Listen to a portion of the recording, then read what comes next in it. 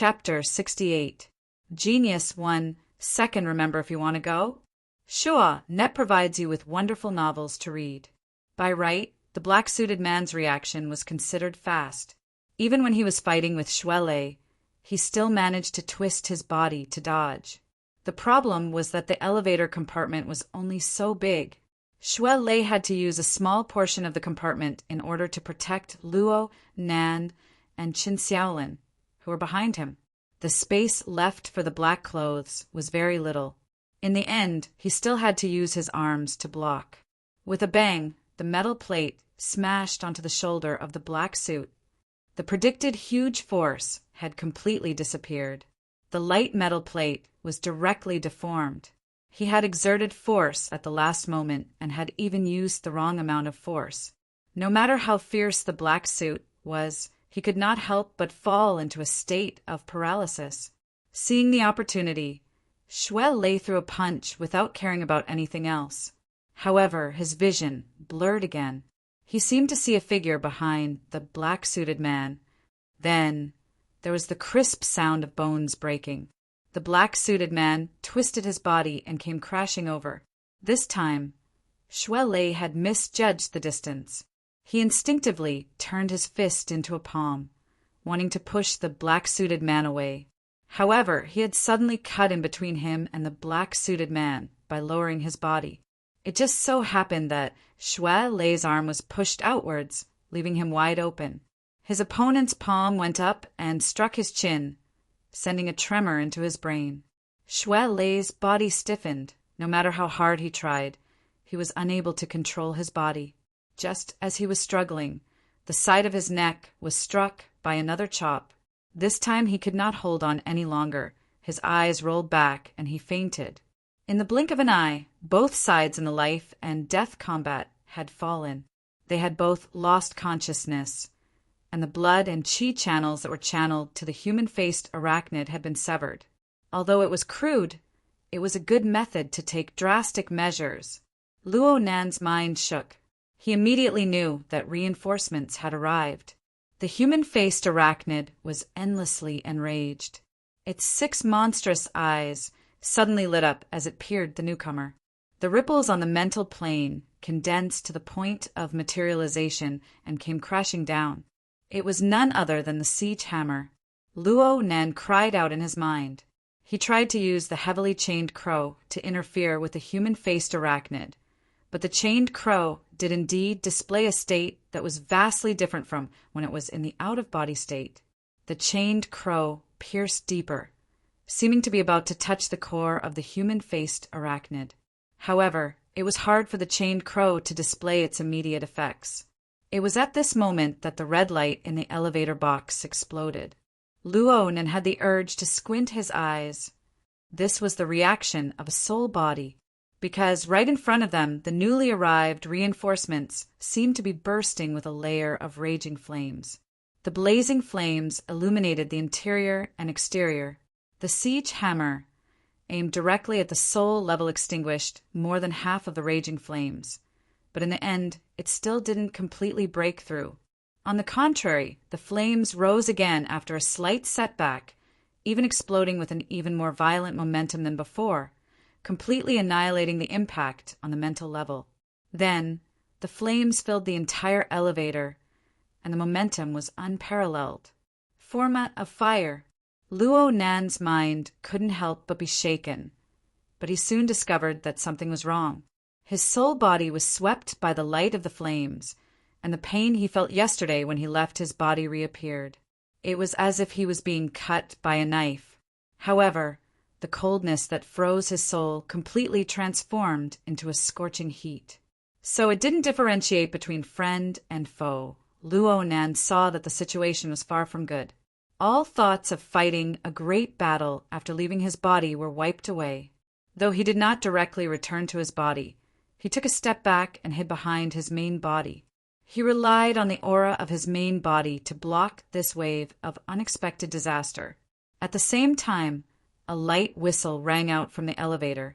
The ice-cold blade light streaked across the sky, forming a clear contrast with the raging flames within the elevator. Yet it also, miraculously, blended together. The raging flames controlled the cold blade, and the glaring trajectory branded itself onto Luo Nan's mental plane. It didn't disperse for a long time. Love, go, small, say, neck to this blade looked very familiar. The human-faced arachnid was already in discomfort from being burned by the format of fire, and it was even more wary when facing the blade light. It instinctively wanted to dodge. But at this time, the heavily chained crow finally displayed its use after a period of adaptation. The chains suddenly snapped straight, and the chain body that was already pointing straight at the core of the human-faced arachnid radiated a myriad of fine threads. Though it lacked a bit of irresistible momentum, no matter what the human-faced arachnid wanted to do right now, it was able to carry out some interference and suppression. It was enough for the human-faced arachnid to slow down by a bit. The blade light tore through the air and instantly tore a wound through the body of the human-faced arachnid's phantom. Everything it passed through turned into nothingness. The human-faced arachnid hissed once more, but this time it was a miserable shriek. Before the shriek had even finished, the demonic body that was about to condense into substance actually exploded with a rumble. It transformed into countless dim rays of light that penetrated through the elevator box and dispersed in all directions. There was still this move. Luo Nan was greatly surprised. He could feel that the human-faced arachnid hadn't received any fatal injuries. The only reason it had disintegrated was for the sake of fleeing for its life. Who would believe this sort of judgment without a certain amount of intelligence? The heavily chained crow withdrew. With the wraith sign at the front, he felt that the human-faced arachnid had instantly disintegrated into chaos. He felt that the wraith sign had torn off a piece and devoured it in an instant. Luo Nan didn't carefully experience it, but he didn't want to delay any longer. His soul body threw itself into his body, returning to his body, and he opened his eyes. From his angle, he just happened to see the swift and fierce blade light return. In the end, it seemed to shrink back into the sleeve. Only the heavens knew that with such a close-fitting cut, there was no space to hide the blade's edge. Luo Nan couldn't help but size up the figure in detail. This figure looked a bit familiar. This is... Luo Nan opened his mouth to speak, but a wave of dizziness suddenly assaulted him. His body leaned back, pressing against the inner wall of the elevator. The ice-cold metal surface was soon heated up by his body temperature. Sure enough, the out-of-body technique was a very dangerous move. The consumption was enormous. The soul body had to bear a portion of the attack, and the fleshly body had to bear the brunt of it in the end. Speaking of which, he hadn't even eaten dinner today. He was already very hungry, but right now, this feeling of being very, very, very, very full. What was going on? Luo Nan slowly inhaled and exhaled in an attempt to alleviate the endlessly increasing feeling of bloating. But it was useless. The feeling of being stuffed came from the mental plane. It was like the wraith sign had taken a bite and forgot to measure how big its stomach was.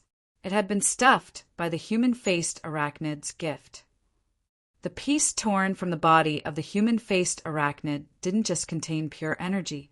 It also contained an enormous amount of information. The heavily chained crow possessed a certain analytical ability, but it wasn't able to operate properly when faced with such an enormous amount of chaotic information. Clearly, this information exceeded the limits of Luo Nan's understanding. What to do? Oh, perhaps it's possible. Luo Nan's mind stirred, and the external neuron buried within the flexible e-ink screen reacted. It connected with the heavily chained crow in an instant. It was as if a floodgate had been opened. Luo Nan didn't care if this enormous amount of information was useful or not. He stuffed it all in. His thoughts were very simple. Both input and reverse output were input. The external neuron was able to control multiple system modules in the laboratory at the same time. It could suppress the enormous amount of information within the supercomputer. It shouldn't be a problem to deal with the excess information on the body of the human-faced arachnid. Reality proved that his judgment was correct. The external neuron really did consume as much information as it could without any adverse reactions. The resolution of his mental senses was limited. Luo Nen didn't know how the external neuron operated in the end. He wanted to open the flexible screen and take a look. A hand reached out in front of him at this time. Chapter 69. Genius 1. Second, remember if you want to go? This is the web that provides you with wonderful novels to read.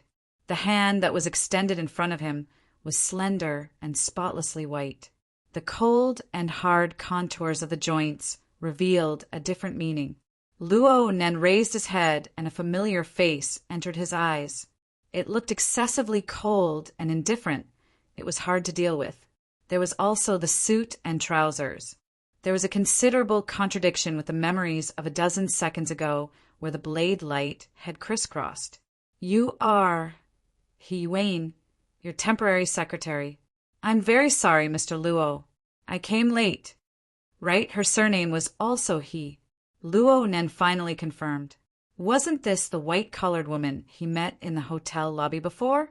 She was the one who made Chun Wei-kan of the Mutual Assistance Society call her sister He. He had even been this person's doorman. But today, this sister, he had become his secretary. There seemed to be quite a large difference between the rules of the world of normal people and the world of ability users. It seemed to be more advantageous to him. He Yuan's eyes drooped slightly at this time. Her temperament was a bit different from the cold and proud face in his memories. Only now did Luo Nen realize that this person's gaze was far too fierce. When she intentionally or unintentionally concealed this characteristic, the impression she left behind was a thin and quiet person. Of course, she was also extremely beautiful. It really was good to have a secretary like this. A tiny sprout of vanity sprouted in his mind, but it was immediately uprooted. Luo Nen didn't forget Zhang Yinying's introduction of the situation. This was probably the special period of the human-faced arachnid's rampage. This was the embodiment of the value of psychics. If he really took this for granted, he would probably be sent to the Wilderness Explorers Society's joke wall. He would be forever remembered. All sorts of thoughts flashed through his mind in an instant. He Yuan's hand was still placed in front of him. Luo Nan's mind spun a bit before he reacted. He reached out and clasped her hand. When he truly touched her hand, he felt that He Yuan's hand was indeed as cold and hard as it appeared. Many of her fingertips and joints were covered in calluses. In comparison, Luo Nan's own palm was like that of a young master who had never experienced the baptism of wind and frost. It was a bit too soft. He Yuan exerted a bit of force and brought the half-leaning, half-falling Luo Nan up. She pulled her hand out, but she still supported him. It was as if she was afraid that Luo Nan would fall again. Actually, Luo Nan really wanted to tell her that he was just a bit hungry and a bit full. His body was fine. But when he thought about it again, he felt that this statement was no different from a lunatic. He changed the direction of his words and pointed at the unconscious Shuelei. Is he okay? This is my friend. He saved me just now. Luo Nan was really worried that He Yuan would treat Shuelei as an enemy and dispose of him. She's just temporarily unconscious. She'll wake up when her qi and blood rush through the bottleneck. But the other lady is a bit more troublesome. She may need to be hospitalized for observation, and a psychiatrist will be arranged. Wait a moment. As He Yuan finished speaking, she lightly pressed her ear. She should be communicating with someone through the hexa ear. Luo Nen didn't feel that he was being left out. He took this opportunity to continue sizing up and evaluating his secretary. He Yuan's eyebrows were locked by habit when she conversed with others. It should be said that Luo Nen had never seen her truly smile and relax. It was as if she was dissatisfied with everything, including herself. Perhaps it was because of this, coupled with her illustrious background, that she always gave people a great sense of oppression. Luo Nen wasn't a stranger to this feeling. He was normally like this as well. The experiment of restoring his grandfather's notebook had already consumed nearly all of his energy. The abstruse theories and extremely high operating standards made him constantly doubt whether or not everything he did was perfect, whether or not he met the requirements. The pressure was always there. Naturally, it was hard for him to be happy. It was just that Luo Nen didn't have an illustrious background, so he couldn't form external oppression and the like. He could only appear more introverted and gloomy. Such a powerful woman lived under pressure all the time. This world was much more difficult than he imagined. Luo Nen shook his head as he inexplicably felt a bit emotional. He didn't know why he suddenly felt a bit melancholic. A second later, he discovered that the ground beneath his feet seemed to still be shaking. The elevator had already returned to its calm state, so the shaking could only come from the outside. He subconsciously asked, "Another earthquake?" "No, it's just a pointless venting after a failed operation." Wayne actually responded.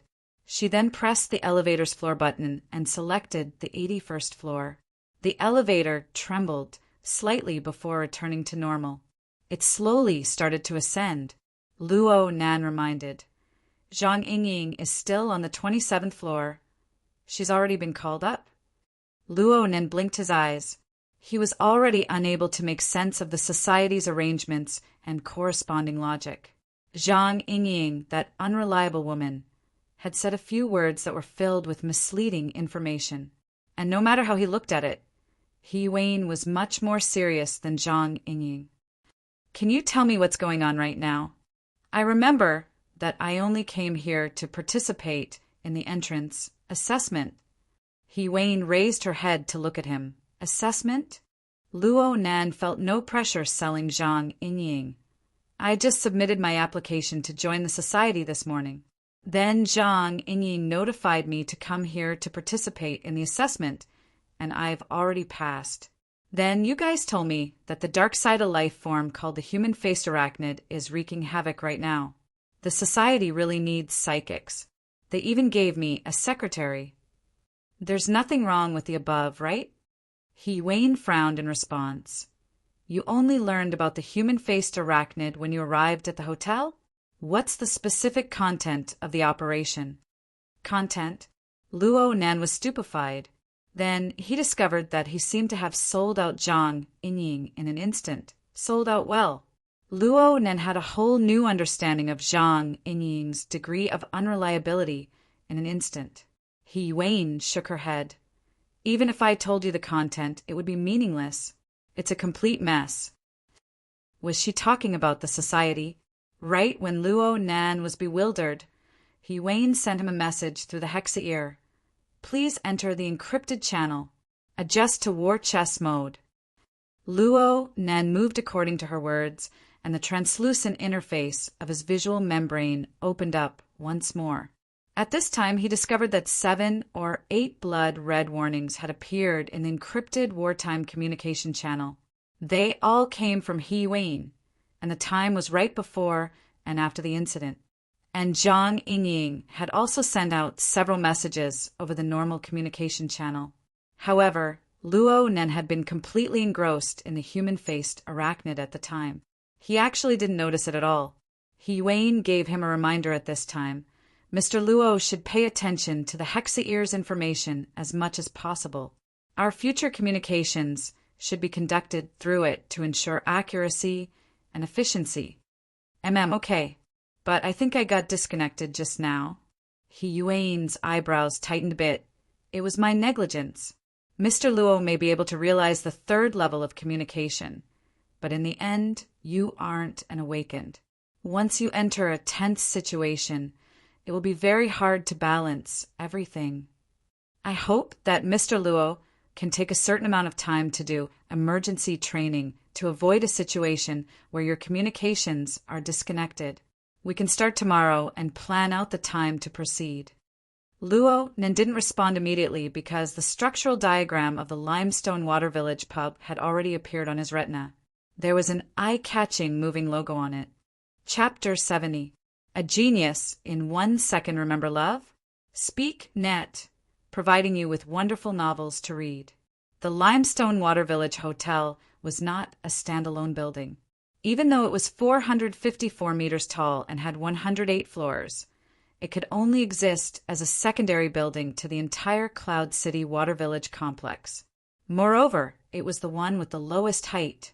There were a total of 6 buildings similar to the limestone Water Village Hotel. They were distributed in a ring shape, rising one after the other. They surrounded the 1179-meter tall main building of Cloud City, forming what could be called a first-rate complex of buildings in the entire world. Luo Nan saw a structural map that included the entirety of the limestone Water Village Hotel, as well as a few passageways that led to the low-level business center. The meshed perspective map looked like a beehive, but it was 1,000 times more complex. The blue triangular flags representing the Wilderness Explorers Society were scattered within. It was as if they were rushing through a maze. Luo Nen blurted out when he saw this scene, "There are too few people." The 108-floor limestone Water Village Hotel was the most affordable and friendly building within the Cloud City Water Village complex. Naturally, its popularity was high. It was the weekend, and it was the peak of the night. There were at least a dozen banquets lined up. Adding in the tourists and travelers, 20 to 30,000 people wasn't too much. However, there were no more than 15 aptitude users scattered on each floor. On average, one person had to take care of 7 or 8 floors. In reality, there were a few groups of people, including the 2 of them in the elevator right now. In terms of coverage, it was simply riddled with holes. Luo Nan had always heard about operations and whatnot. He thought that the society would be mobilizing in large numbers in order to hunt and kill the human-faced arachnid, laying down an inescapable net. But when he saw this scene, he felt a bit embarrassed. At this time, he remembered a small detail. "I remember you brought 4 people with you, Sister He?"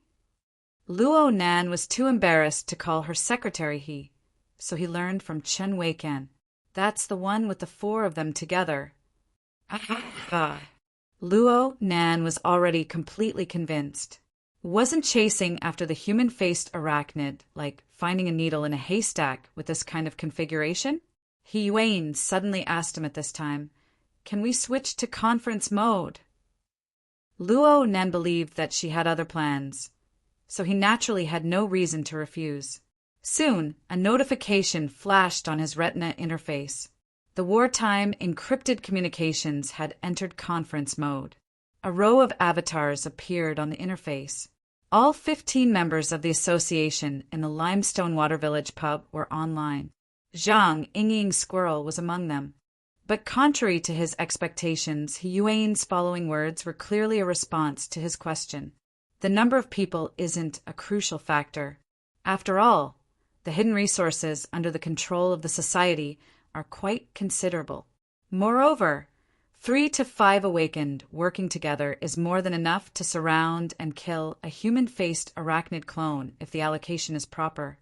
He Yuan naturally had the qualifications to speak these words as the powerful person who had directly repelled the human-faced arachnid.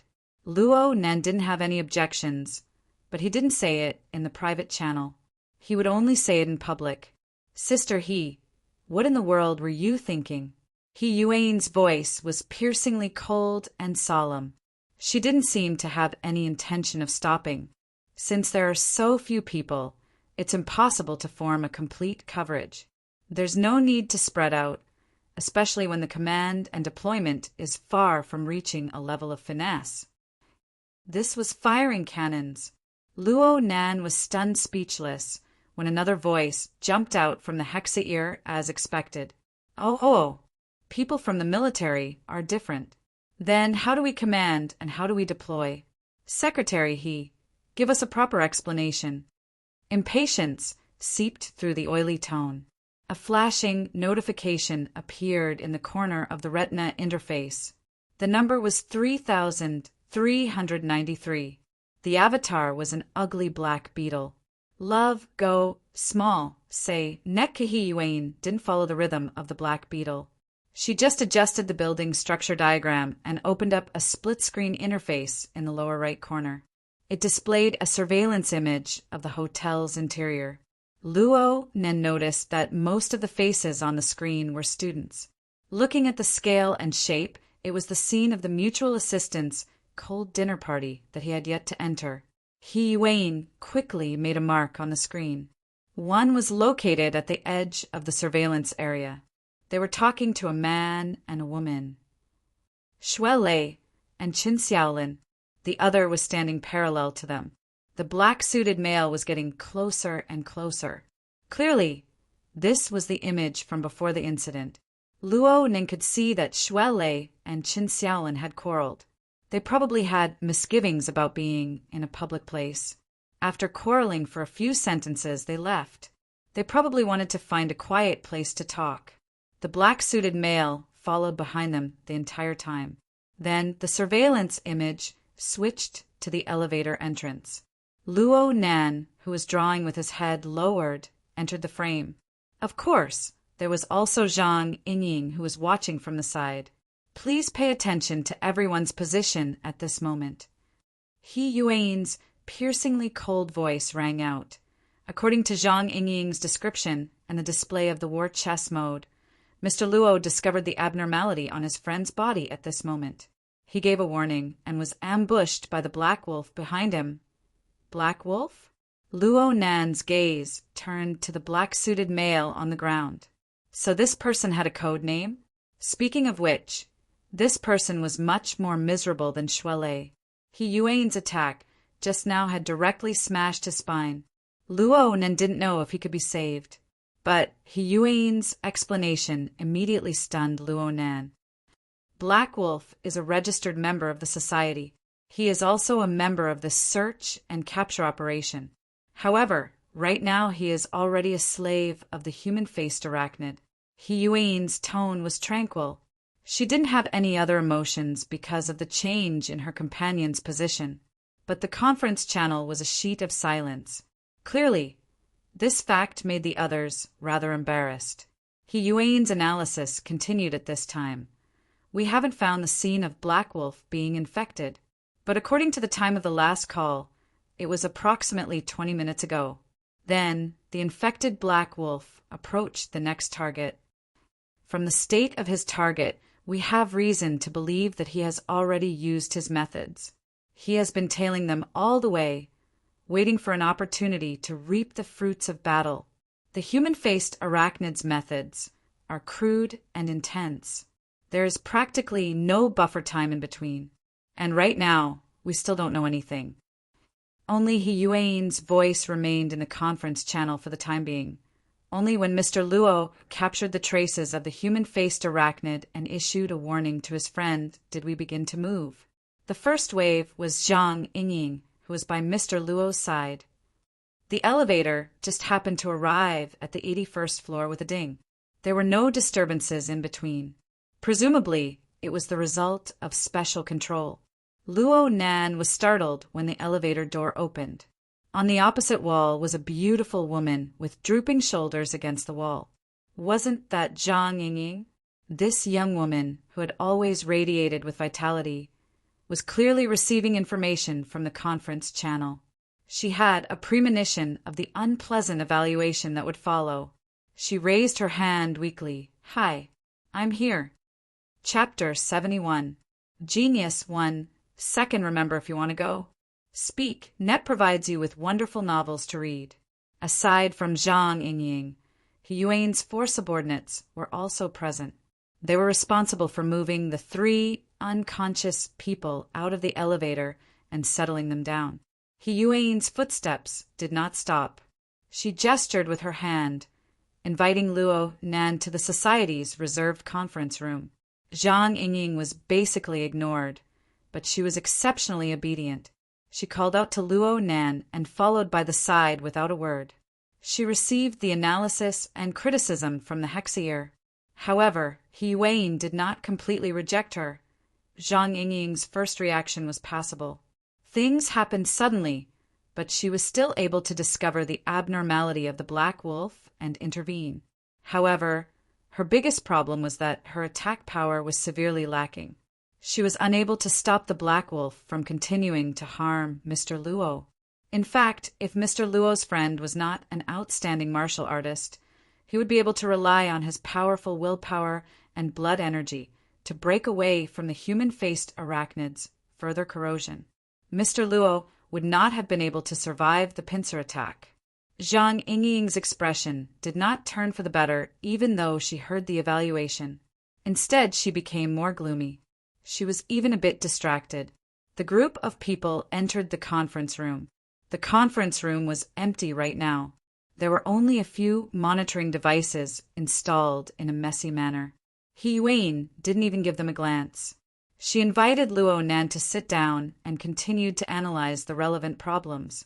Since all communication was carried out on the psychic wave network, the plane of reality was still a sheet of silence after they sat down.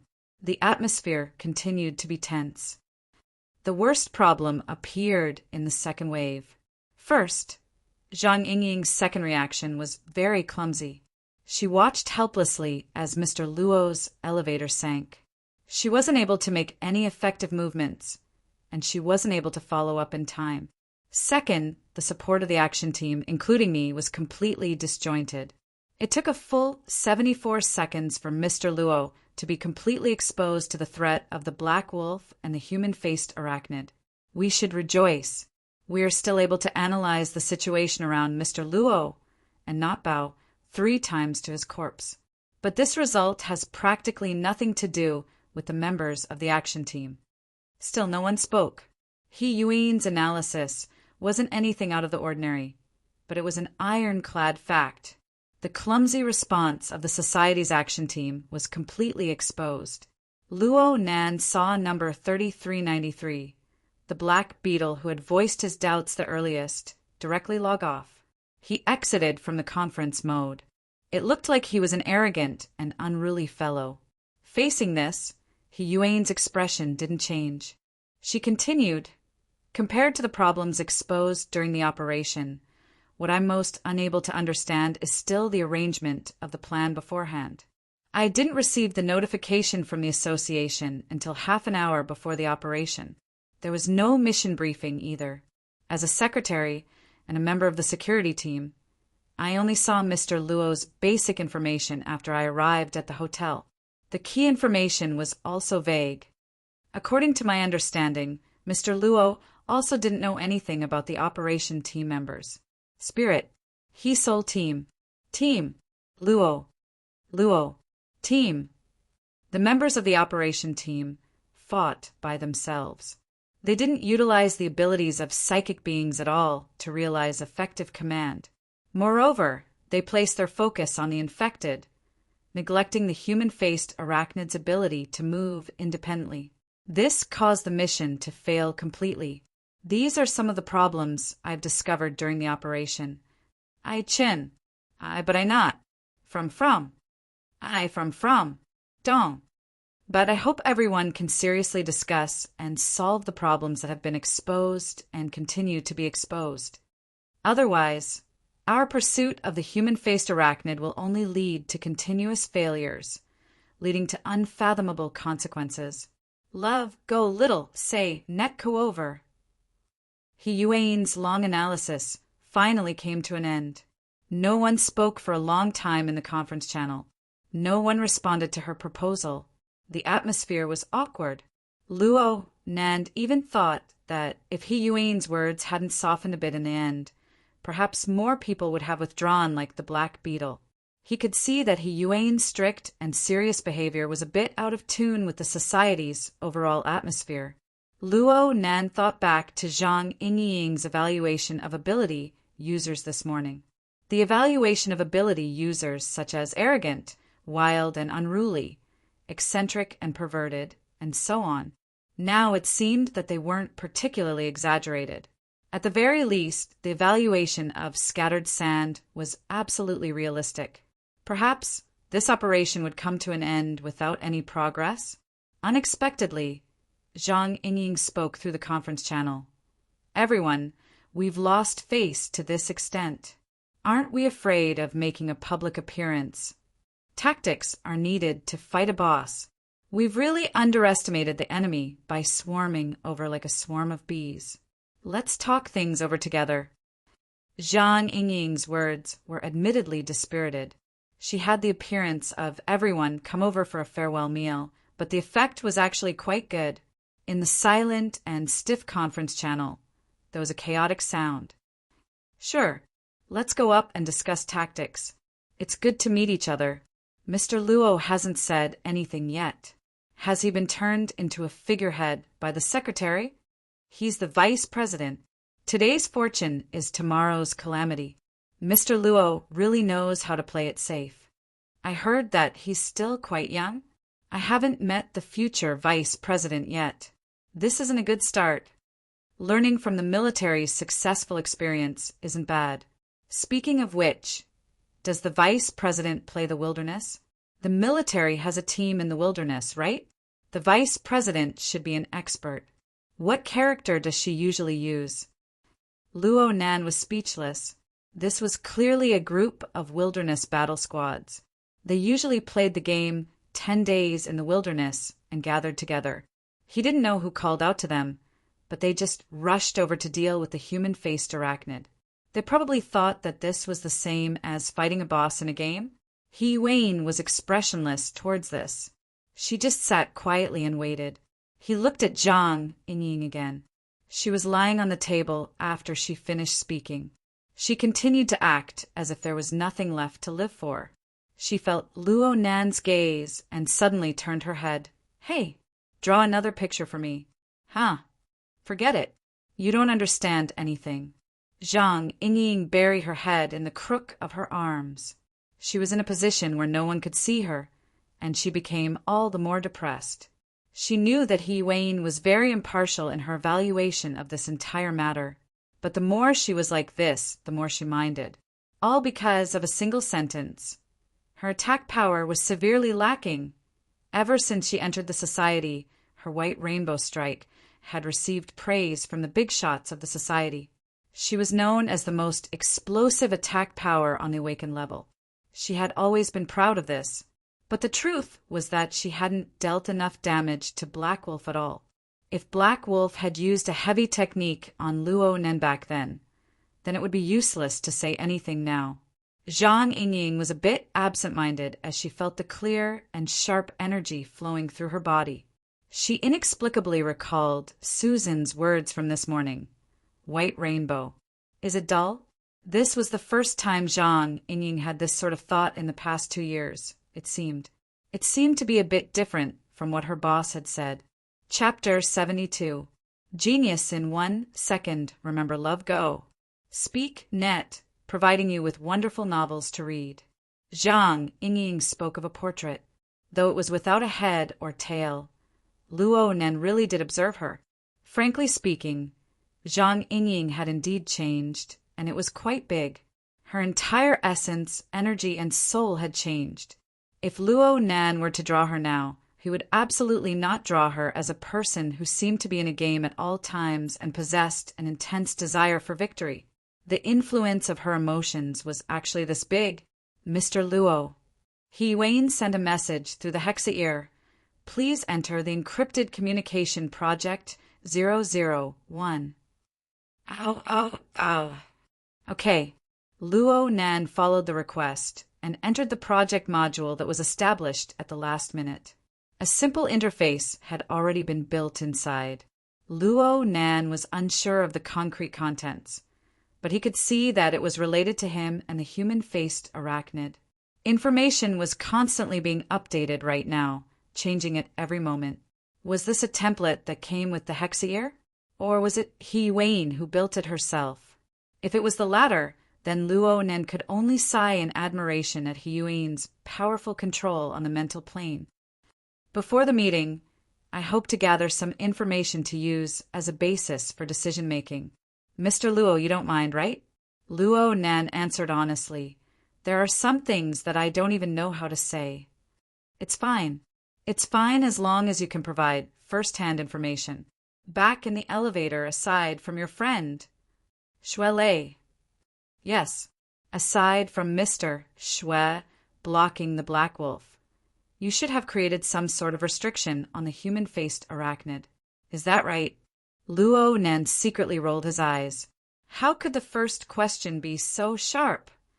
However, the heavily chained crow that was molded from his grandfather's formatting theory was an open and above-board achievement. Luo Nan didn't even have the time to publicize it. He didn't have any thoughts of keeping it to himself. What he needed to avoid was his relationship with the human-faced arachnid and his intuition as the trump card of a psychic. That was all. The problem right now was that he couldn't explain it in a short amount of time, so he could only express it rather regretfully. At the time, I felt that there was some sort of negative existence in the elevator, so I tried to use the chains to suppress it. Chains? Luo Nan was waiting for this question. He took a deep breath and expressed it as clearly as he could. This is a format constructed on the mental plane according to my grandfather's theory. Its function is to suppress the abnormal state of the body and mind, He said curiously. Constructing a format on the mental plane? Do you mean the prototype format of formatting theory? Luo Nan's impassioned mood was instantly doused in cold water. He really wanted to roar in response. Screw the archetype format. But he quickly recalled the source of He Yuan's strength in the elevator. Wasn't it the format of fire? Without a doubt, in the heart of a burner like her, Yan Hong's archetype formatting theory was the cornerstone of power. She wouldn't accept anything else. He actually wanted to seriously expound on his grandfather's theory. He was really stupid. Luo Nan's mood instantly turned gloomy. He didn't have the mood to explain further. He just said, I don't know what your professional terminology is, but the general meaning is like this. Love, go, small, say, netku. This theory seems very interesting. I hope to have a chance to discuss it with Mr. Luo. He Wayne was like an outstanding presenter. She would never easily deny the opinions of others, yet she always grasped the core theme. Can Mr. Luo describe the feeling of directly confronting the human-faced arachnid? For example, the performance of the human-faced arachnid's abilities? Luo Nan didn't respond immediately. He needed to sort out the relevant information and protect his own trump card. He needed a certain amount of time. He Wayne wasn't just a questioner and a listener. She felt Luo Nan's hesitation, and she first shared her own experience. Actually, yesterday I joined forces with my comrades to exterminate a human-faced arachnid clone. Today I encountered it again. The difference from yesterday's clone is quite clear. Yesterday? Where? Luo Nan was a bit surprised. Mr. Luo should know. It's the source of the human-faced arachnid incident, the research and development area.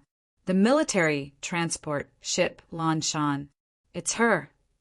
That blade light, there's no mistaking it. Luo Nan's loosened memory barrier opened up like this. He instantly connected the thin woman in front of him with the deep blue walker who had slain the burning wraith on the military transport ship yesterday.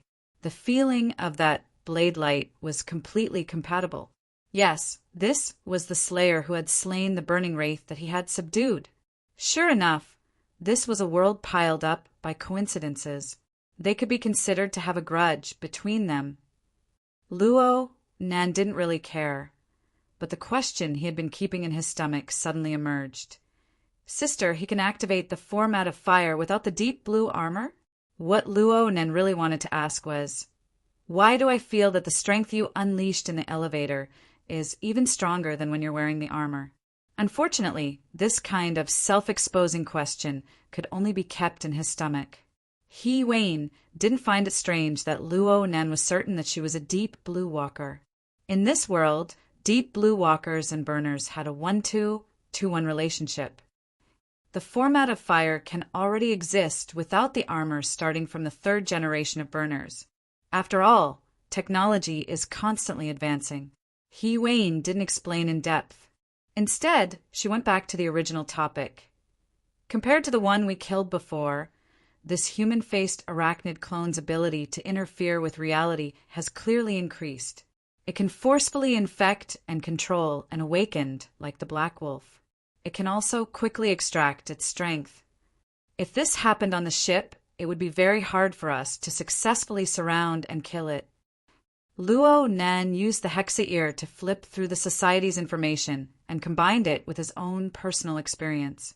He didn't feel that there was anything hard to understand. It must have devoured many of its own kind. With 8 or 10 of them piling up together, its ability will naturally increase by a level. He Wayne responded, "The hunt for the human-faced arachnid has just begun. Right now, in the entire Xia city, not counting us, there are only 2 successful examples. There are 3 other failures. Even though there isn't any more detailed information, we can see from the briefing that the human-faced arachnid clone we're facing clearly has a strength that's a level higher. Forcefully infecting an awakened is the only case. I didn't mention it just now, but I feel that the most important problem lies in the judgment of intelligence. It is impossible to form an effective chain of information by relying solely on the strength of the society's psychics. In addition, Quantum Corporation is certainly still holding back. The military and the higher-ups of the society have already re-entered the R&D area to investigate the scene. I hope to find something new." The sound of a door rang out, interrupting their conversation. Ability users that were spread out on every floor arrived one after another. These people had all sorts of appearances, but they all had one thing in common. They were all quite curious about Luo Nan and He Wayne. Zhang Yingying also raised her head, forcing herself to help them introduce. Truthfully speaking, Luo Nan really didn't remember many of them. He only remembered that the black carapace beetle didn't come. It looked like they had truly fallen out. Chapter 73. Genius 1. Second, remember if you want to go. Sure, Net provides you with wonderful novels to read. Sweat. I came back later than I expected. Everyone, please forgive me. Since they were all sitting together, He Wayne no longer conversed with Luo Nan alone. She began the meeting. He Wayne had already established her position in the society through her accomplishment of single-handedly repelling the human-faced arachnid's clone in the elevator. She had analyzed the previous problems. Of course, she had a faint military background.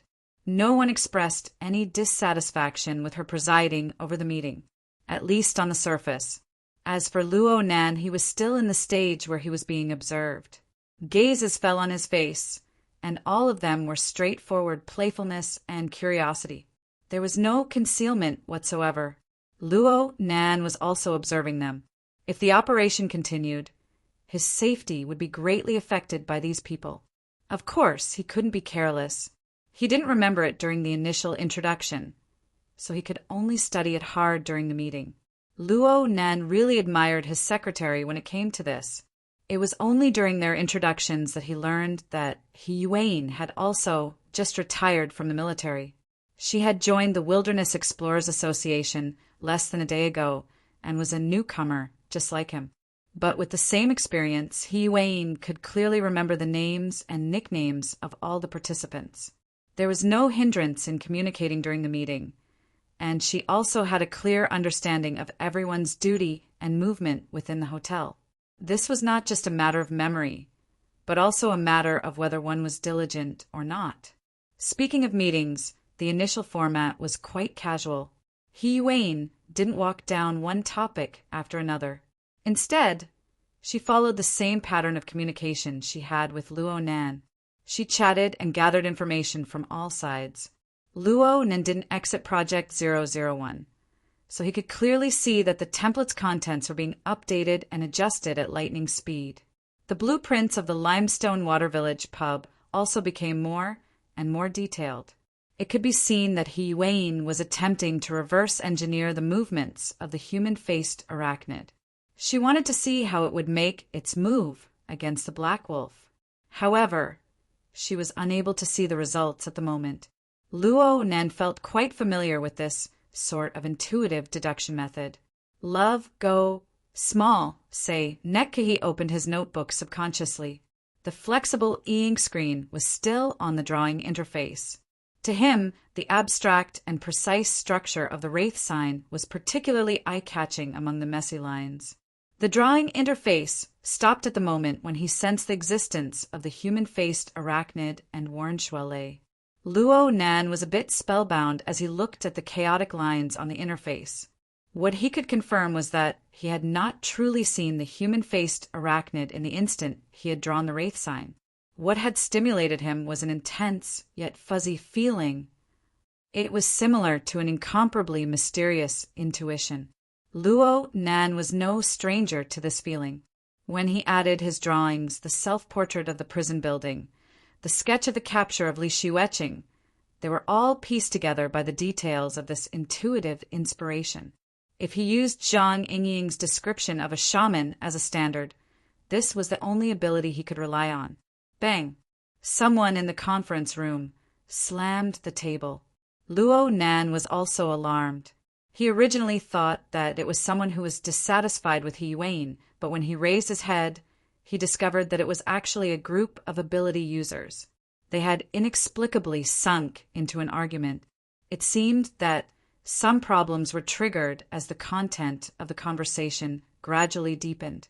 In a peaceful state, everyone was smiling and no difference could be seen. But at this time, almost everyone in the conference room had emotions, but they showed different faces. Some were anxious, some were angry, some were absent-minded, some were disappointed, and some were watching coldly from the sidelines.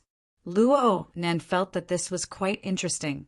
He took out his digital pen, and the tip of the pen fell down, sketching on the flexible e-ink screen. The originally chaotic lines underwent a bit of embellishment, transforming into a muddy and turbulent river. The structure of the wraith sign was hidden within the tightly woven lines. Then he drew a few sketched fish within these lines.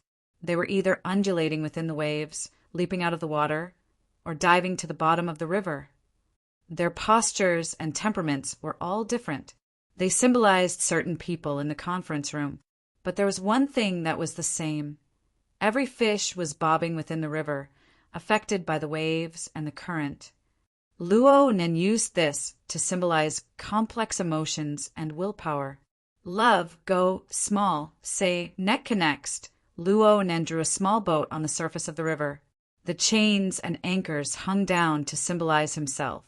Perhaps he was originally a member of the people bobbing within the river, but because of the heavily chained crow, his position was anchored and he was somewhat detached. As for He Yuan, her situation was similar to his. As a burner, she possessed the power of the format. She was like a reef in the water. As for the human-faced arachnid, it was a hunter hidden deep within the river. It used negative emotions as a primer, waiting for an opportunity to strike. It could permeate and exert influence on other people, but it could only meet force with force against Luo Nan and He Yuan. This was where his advantage lay. The tip of the pen reached this point, and a line of thought suddenly became clear in Luo Nan's mind. Picking Black Wolf to make a move shouldn't be a coincidence. How could the human-faced arachnid have the luck to randomly pick an awakened? Luo Nan thought about Shuele. He was also an excellent resource. His blood and energy were abundant. He was a top-notch tonic. Perhaps the human-faced arachnid had chosen every single person present. It had made contact with every single person, but no one had detected it. Yes, there was a specter like this. It had once floated above everyone's head, and then it had chosen the one it liked the most. It was also the most unlucky one.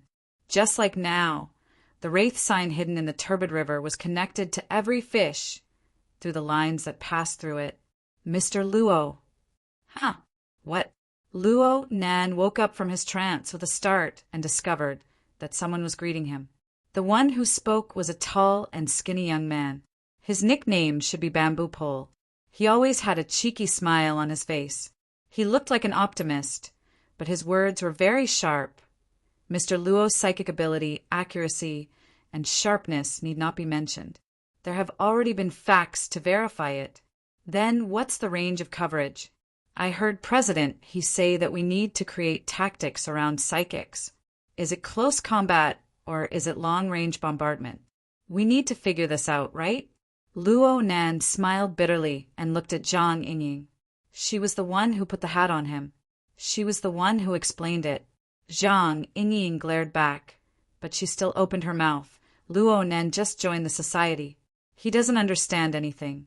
He needs to let old Duo praise him and give him some pointers.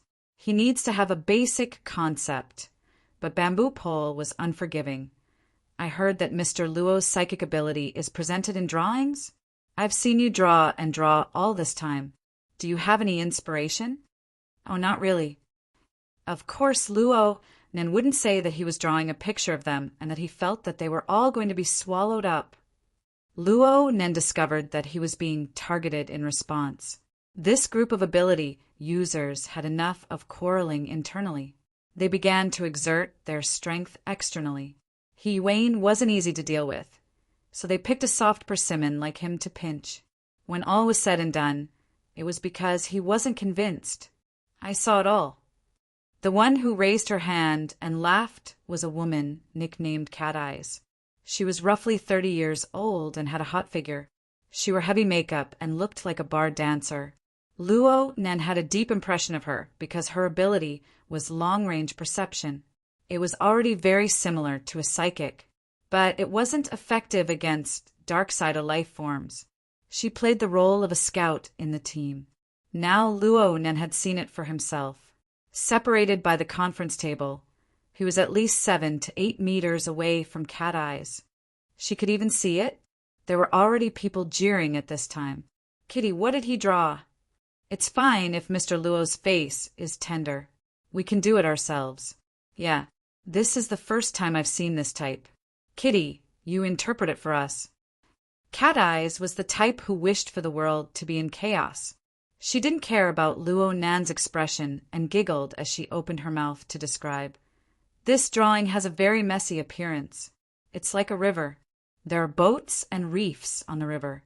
There are small fish swimming below. And then, Luo Nan was a bit helpless against this sort of noisy character. He wanted to put away the digital pen, but the pen tip sank a bit. It was as if an invisible thread had wrapped around it. There was a sudden reaction on the mental plane. The chains rattled and trembled. The wraith sign at the front also seemed to flicker with light. Luo Nan subconsciously moved his pen, and a marvelous feeling appeared. It was as if he had brought something with him. Cat Eyes, who had been giggling, suddenly went mute at this moment. Blood seeped out from the corner of her eyes, and she fell backwards. Chapter 74. A genius in 1 second remembers love? Speak. Net provides you with wonderful novels to read. The chairs in the conference room were quite stable. Cat Eyes bumped into the back of the chair, causing it to sway slightly and push her body forward. Her entire body was as soft as a noodle. Clearly, she had completely lost consciousness. She swayed a few more times before finally falling forward. Her forehead bumped into the conference table with a muffled sound. She did not react at all. The tip of the pen in Luo Nan's hand suddenly stopped. Aside from Cat Eyes' strange reaction, countless blurry and chaotic scenes suddenly exploded before his eyes. There were even more peculiar sounds, smells, and other signals. They surged over one after another. This was absolutely not the stimulation of his senses from the external environment. Instead, it was information signals that were directly transferred to his nervous system. There was no logic behind it. There was no distinction between primary and secondary. They just swarmed over like a swarm of bees. Luo Nan was already extremely familiar with how to deal with this enormous amount of information. He did not attempt to analyze it at all. Instead, he directly transmitted it through the heavily chained crow and sent it into the external neuron. Luo Nan was able to understand what this sudden and unforeseen event was all about because he had this familiar scene as a comparison. He had dug out a piece from the body of the human-faced arachnid in the elevator. He had received a large amount of energy and a huge amount of information that could make one's brain stop. Right now in the conference room, the impetuous woman Cat Eyes was using her ability to spy on Luo Nan's creation. Little did she know that this creation was a part of Luo Nan's ability to operate on the mental plane. Frankly speaking, this sort of spying was extremely stupid. Cat Eyes had swapped places with the human-faced arachnid. She took the initiative to deliver herself to Luo Nan's doorstep when Luo Nan's mental plane was the most active. Then, She was pierced through by the heavily chained crow. The chains and the wraith sign dug out a piece from her without a trace of politeness. The contents involved Cat Eyes' most proficient memories of long-range perception. The specific contents would need to be analyzed by the external neuron. Bang! Someone slammed the table when they saw Cat Eyes' miserable appearance. Kit Luo! What the hell are you doing? Bang! Someone beside Luo Nan also slammed the table and stood up. You bunch of idiots. What the hell are you doing when a psychic is working? The one who stood up and roared was Zhang Yingying. Perhaps it was because she had an instinctive protective heart towards the talent she had unearthed herself. She stood up without the slightest hesitation and tore at her friend. Her imposing manner soared to the heavens. When old you burns the turtle shell, why don't you try pouring a basin of water on it? Why don't you try smashing old Gao's altar when he's casting the spell? Try slapping Lao Bai's face when he's in the dream. Even if you don't know about manners, you should at least know about taboos, right? Since when did shamans become someone you can flirt with at any time? After a round of reprimanding, regardless of whether they were convinced or not, the group of ability users were all dumbfounded. At this moment, Cat Eyes' shoulder moved. She began to show signs of regaining consciousness.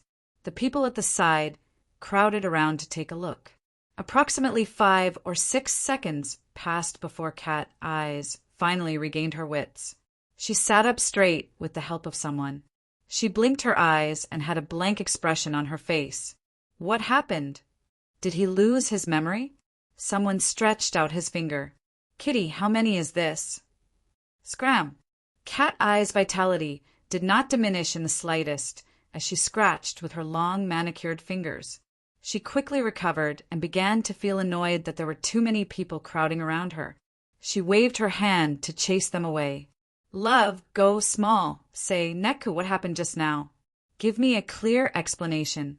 How would I know?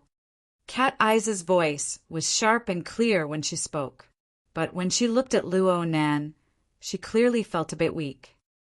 I was just looking at the painting and feeling the changes in his aura in passing. I wanted to see if this painting was for real or just to scare people. Oh!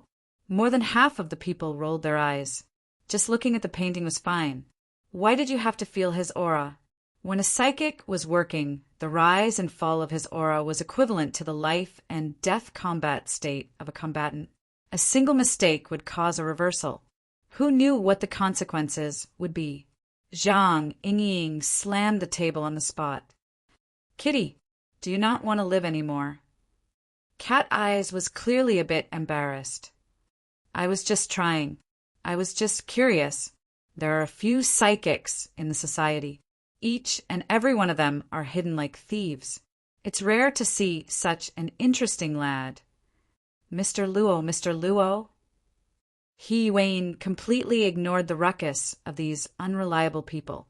She noticed that Luo Nan had not opened his mouth to speak for a long time. Zhang Yingying turned her head when she heard this. She saw Luo Nan with his half-opened eyes and a stupefied expression. It didn't seem like he was angry.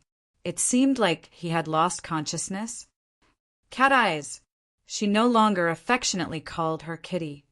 She directly called her by her full nickname. This proved that Zhang Yingying was truly angry. Luo Nan is just a rookie. Do you understand? Plus, he's a gifted student, not a systematic student. He doesn't know any taboos, especially psychics. They can't even protect him in time. Yet, you purposely poke him? Do you even have the intelligence of a professional? Whether it was Cat Eyes or the friends by his side, they all knew that they had caused a huge disaster. Each and every one of them shrunk their heads, not uttering a single word. Wayne pressed against her ears for a moment. She frowned at Zhang Yingying and said, I've been looking for old you. I haven't been able to contact him. He might be in a psychic state. I don't know how to contact Mr. Gao and Mr. Bai. You contact them and ask how to handle this situation. Okay. Zhang Yingying knew that the situation was urgent. She immediately did as she was told. Cough. I'm not a gifted student. I'm a systematic student. A sudden voice rang out. Luo Nan raised his half-closed eyelids and corrected Zhang Yingying's misunderstanding once more. Oh. Zhang Yingying was startled, and then overjoyed. She wanted to pat Luo Nan on the shoulder, but she thought for a bit. In the end, she didn't dare to do so. She just slapped the table in passing. As long as you're fine, you'll be a systematic student in the future. In the future, if anyone is blind enough to dare say that you're a gifted student, I'll chop them in half. As she spoke, her gaze swept across the faces of a few unreliable fellows across from her. Cat Eyes immediately raised her hands in surrender. Yes, I'm a systematic student without a doubt. Even Cat Eyes, the instigator of all this, was kneeling. The others grunted and groaned. They could only tacitly agree to this preposterous classification. Yuan's cold and hard fingers pressed against the side of Luo Nan's neck. She felt the amount of blood flowing through his aorta. Her other hand gently placed on his forehead. She spoke softly. Are there any symptoms of congestion or ischemia in your brain? Dizziness, blackness in front of your eyes. Luo Nan shook his head a bit awkwardly. I'm fine. Luo Nan really was fine. His mind was clear from the very beginning. The reason why he didn't react to the outside world was because his attention was completely focused on the external neuron. Though the two pieces of information that had been dug up could both be described as enormous, the contents of Cat Eyes' long-range perception were nothing in comparison. The external neuron was still in the process of analyzing the human-faced arachnid's information. However, Cat Eyes had already finished analyzing the information within a short dozen or so seconds. Luo Nan's mind stirred slightly, and the interface of the flexible e-ink screen appeared on his retina. He noticed that the number of icons on the interface had changed once more. Chapter 75. Genius 1. Second, remember if you want to go? Sure, Net provides you with wonderful novels to read. Just like in the underground laboratory, on the main interface of the flexible e-ink screen, there was only one additional icon. It wasn't the previously existing gear, but it still had an extremely familiar appearance. The tetrahedron, inscribed sphere and circumscribed sphere. Luo Nan's visualization diagram. However, the icon was dark as a hole. It was as if an application had been downloaded, but the download and installation had not been completed. Most of it was still in the shadows, and only a very small portion was lit up. The progress showed 1%. It was surprisingly slow. Luo Nan's telepathic thoughts swept over the surface. He made some basic information clear, but doubts followed. In the end, how much did he dig out from the body of the human-faced arachnid? If he wanted to express the theme, shouldn't it be displayed as wraith sign or something? What did it have to do with visualization? These questions could only be answered after the download, analysis was completed. Luo Nan paid attention to another matter. The results of his analysis of Cat Eyes were not displayed on the main interface. He felt that there was a layer separating him from it when he wanted to touch it. There seemed to be some tricks to it. Hey, are you okay? Zhang Yingying, as well as the other people in the conference room, saw Luo Nan inexplicably enter a trance state after replying with a few sentences. Their hearts grew more and more uncertain. Being a shaman was a profession that involved mysterious things on the spiritual level. It was really not easy to grasp, other than old Yu Gao Dishuan, who was well cultivated and didn't seem to have any abnormalities. The rest of the spirit mediums in the association were all a little neurotic. It was said that it had something to do with the backlash they received when they used their abilities in their early years. Zhang Yingying could not help but glare angrily at Cat Eyes, who knew that Luo Nan's line of sight would move at this time. He moved in sync with Zhang Yingying and pointed at Cat Eyes. Love, go, small, say. Nekka Cat Eyes was already a bit immune to Zhang Yingying's angry glare. But when Luo Nan looked at her with an unreadable expression, her heart suddenly skipped a beat. She was inexplicably nervous. Hey, hey, hey, what are you so nervous about? Even Cat Eyes herself could not bear to watch her overly abnormal emotions. She had always been a troublemaker. She was careless, and her courage was outrageous. She had always prided herself on this. However, ever since she caused trouble just now, she felt that her heart had no roots and she had really become an obedient cat. Now that she was facing Luo Nan, the feeling of weakness continued to sprout. Finally, her self-consciousness counterattacked. He was yelled at by Zhang Yingying just now because they were friends. Who the hell do you think you are? Cat Eyes immediately widened her eyes. She glared back at Luo Nan, and her mouth became even more unrestrained. What? You want compensation? Sure, can I sleep with you?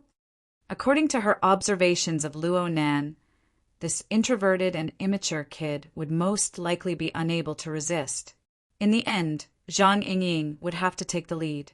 When the time came, she would pester him endlessly for a bit and give him a more or less reasonable explanation. But the problem was that Luo Nan's gaze was completely devoid of any emotions that could be interpreted. Luo Nan was not affected by any external emotions, including Cat Eye's deliberate provocation. Luo Nan saw that Zhang Yingying wanted to slap the table again, but he just nodded to Cat Eyes. Come over and help me out, okay? Everyone in the conference room looked at each other in dismay. Cat Eyes pointed at herself and said, Me? Hold on. This posture is too weak. Cat Eyes wanted to flip out again, but Luo Nan had already lowered his head. His digital pen fell onto the flexible e-ink screen once more. What are you pretending for at such a young age? Cat Eyes let out a laugh. She suddenly jumped over from the table without any warning. Her 12-centimeter roots were as tall as the heavens, and she landed noiselessly. Her movements were nimble, and she was truly like a large cat. The thick and dizzying smell of perfume covered the entire area. She supported herself on the table with one hand, and half of her body turned into a shadow. She fell onto the flexible e-ink screen in Luo Nan's hand. Hey, pretentious kid, how do you want me to help you? It can't be that you can't draw a picture, so you want to find a scapegoat in the end, right? Luo Nan glanced at her. He just felt that this woman was unreasonable. But sudden inspiration was very precious. He didn't want to make a mistake, so he simply lowered his head and looked straight at the flexible e-ink screen. He said, Don't talk.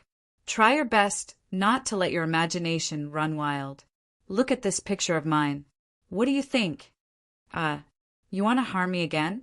Thinking back to the miserable state of her bloodshot eyes, Cat Eyes felt a bit weak in her heart. It wasn't easy for her imposing manner to rise, but it rapidly declined. Zhang Yingying pushed her from behind. I've already looked at it several dozen times. Nothing happened. You're clearly looking to die, okay? Who knows if you guys are having an affair or not? Cat Eyes casually mocked back. She squinted her eyes, looking as if she wanted to look but did not dare to look. Shut up. Luo Nan's commanding words entered her ears, and Cat Eyes' heart skipped a beat. She really did not speak anymore. Her eyes opened a bit, and she looked towards Luo Nan's flexible e-ink screen. She had already used her long-range perception to scan the sketch, but she did not discover anything strange about it. But now that she obeyed Luo Nan's command, her gaze fell down, and the feeling was completely different. There were all sorts of figures on the sketch. For example, a small boat with chains hanging down. There were reefs that faced the wind and waves. They were all extremely eye-catching. But she inexplicably locked the focus of her gaze onto a certain fish that seemed to be swimming in circles within the muddy river. It looks a lot like me. An absurd thought assaulted her mind. Then she saw Luo Nan's digital pen fall down. It drew out many lines around the fish that she was gazing at. It even drew out its body. Strangely enough, her mind became a bit absent-minded when these lines appeared. It was as if the lines did not fall onto the flexible e-ink screen, but rather they were being pulled out from her body. There was an incorporeal specter reaching out with its hand. It seemed to be gently caressing, but it also seemed to be cutting into her internal organs and skull, dissecting her entire body. When this thought became clear, Cat Eyes' body froze on the spot. The group of ability users saw Luo Nan draw on the spot. Luo Nan's pretentiousness was raised high, and their curiosity was piqued. They all gathered around in a circle. From their perspective, Luo Nan's sketch appeared chaotic at first glance, but it was extremely intuitive. The originally chaotic interweaving river structure inexplicably cleared out a relatively clear trajectory as the tip of the pen moved. It clearly symbolized the route that the fish had taken to get here. Some of the quick-witted ones vaguely understood that this seemed to be tracing back to something that had happened before. Psychics could trace back to the past. They could foresee the future. The conference room was silent for a time. No one dared to disturb the work of a genuine psychic. Sister He. Luo Nan suddenly spoke once more. This was just a habitual action, but he quickly reacted. He switched to the psychic wave network and entered Project 001 to converse with He Yuan. At this time, a blurry figure appeared on the structural map of the Limestone Water Village pub. He tried to find a matching area within it. The problem was that Luo Nan was unfamiliar with the operation, so he could only seek help from others. Luo Nan and He Yuan's little movements could not be hidden from others. The group of ability users did not need to think to know what was going on. They immediately rushed into the encrypted channel and switched to Project 001. The only one who did not do this was Cat Eyes. At this very moment, she was completely unable to divert any energy. Her legs, which were wrapped in black stockings, were trembling uncontrollably. If she had not used her hands to support herself on the table, she might have already fallen to her knees. That specter, that incorporeal specter, was not satisfied with dissecting her completely. It began to greedily devour her. Cat Eyes could only feel her strength rapidly draining away. Her consciousness grew more and more absent-minded, and the source of all of this. She could still see the tip of the pen on the flexible e-ink screen. It seemed to be flowing, but every minute pause was a heavy bombardment on the mental plane. Luo Nan. It could only be Luo Nan. This demon. Cat Eyes recalled the entire process from beginning to end and suddenly understood. This was clearly a conspiracy, a set of traps. It was a demon ritual that was publicly launched under the watchful eyes of everyone. Chapter 76. Genius 1. Second, remember if you want to go? Sure, Net provides you with wonderful novels to read. Under the stimulation of anger, Cat Eyes felt that her thoughts were unprecedentedly clear. She wanted to destroy this demon scheme. She immediately opened her mouth to shout, but only then did she discover that not a single muscle in her body was listening to her commands. Anger was only a temporary flame, while fear was a boundless tide that would extinguish the flame as soon as it rose. At this time, all of Cat Eye's strength had melted away in the great tide of fear. At the same time, her will had melted away as well. In the tide of fear, feelings of regret began to emerge. This demon, he's been eyeing me for a long time? Or is it because I bumped into him? God, I'm so stupid. Amidst her self-reproach, Cat Eyes was like a sacrificial offering placed on an altar.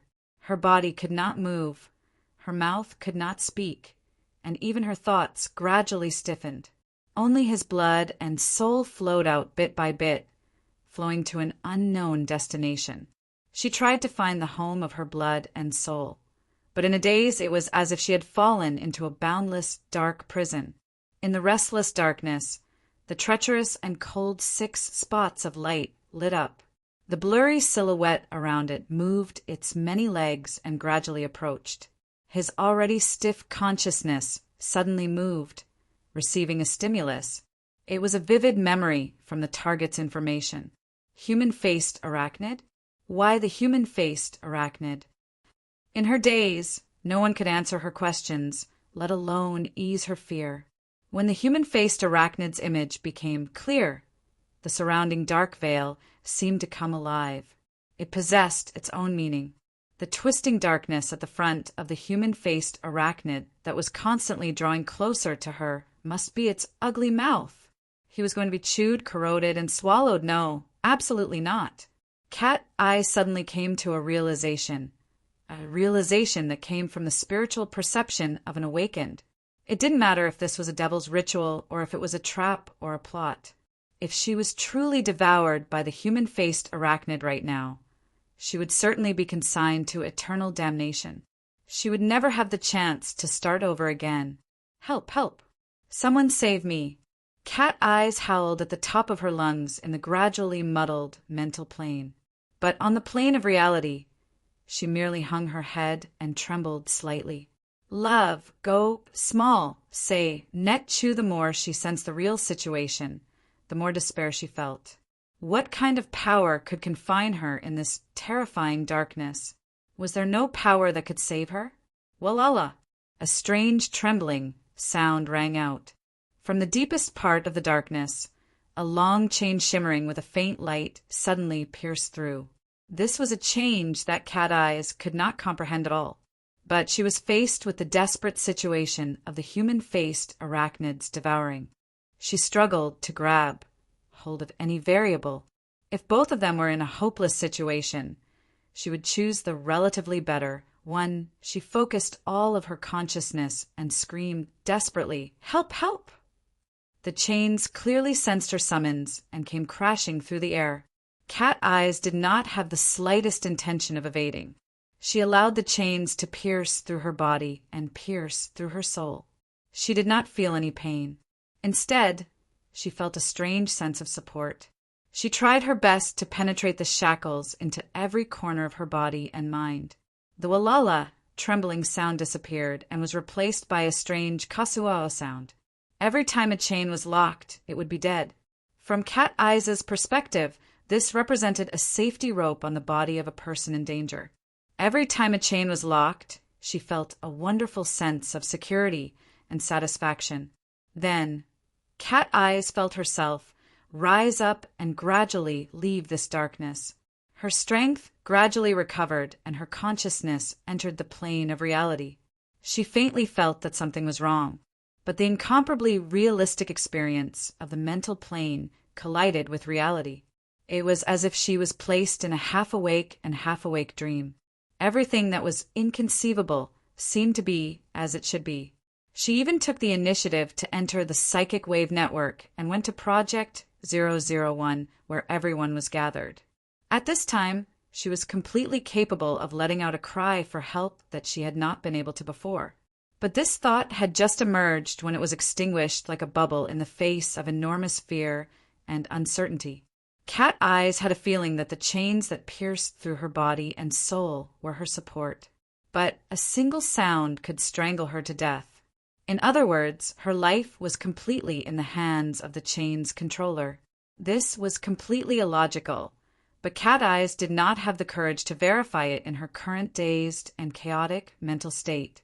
Right now, all she wanted was for this damnable operation to end quickly so that she could properly sort out the logic within, or perhaps the controller of the chain. Cat Eyes' gaze fell upon Luo Nan's body. It was him, this demon. It would be fine if he could give her a clear explanation. But from beginning to end, Luo Nan did not give her a single glance or a single hint. It was to the point that Cat Eyes sometimes wondered if everything that was happening before her eyes was just a hallucination of a mental patient. And at this time, an astonishing development occurred in Project 001.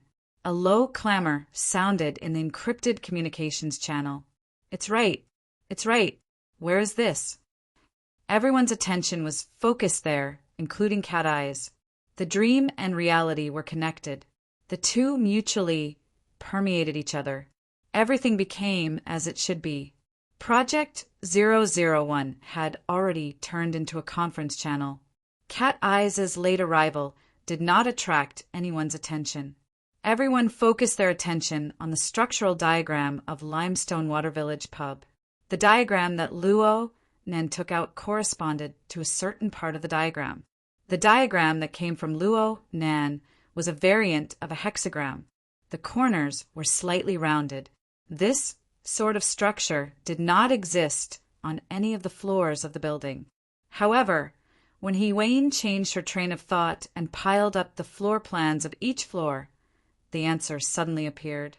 It's the west side of the 16th, 17th, and 18th floors. The rooms of the 3 floors are grouped together.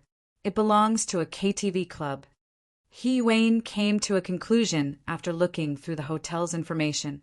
The relevant information was immediately converted into psychic wave information and transmitted directly into everyone's brain. Hiwain's move, even with the support of the Hexa, was an extremely high-level application on the mental plane. It was hard for normal awakened to even dream of it. But at this time, no one expressed any astonishment. This was because all the astonished emotions had long since been filled up by Luo Nan. Zhang Yingying's question represented practically everyone. What does this position represent? Is it the hiding place of the human-faced arachnid? Yes, I believe that this is just a place where it once stayed. Moreover, it played a crucial role in forming its current state. Luo Nan honestly explained according to the feeling he got from his drawing. He also felt that he was becoming more and more like a psychic. But you went straight to the 21st floor. You've never been here before, right? No. You've never been here before. This is my first time here. Even though the large living area had an awe-inspiring reputation within Acumen College, this was Luo Nan's first time here. On the other side, Bamboo Pole could not help but speak in doubt. Then how did you come up with this diagram? Out of thin air. Luo Nan still answered every question. I've never been here before. But Cat Eyes should have been here before.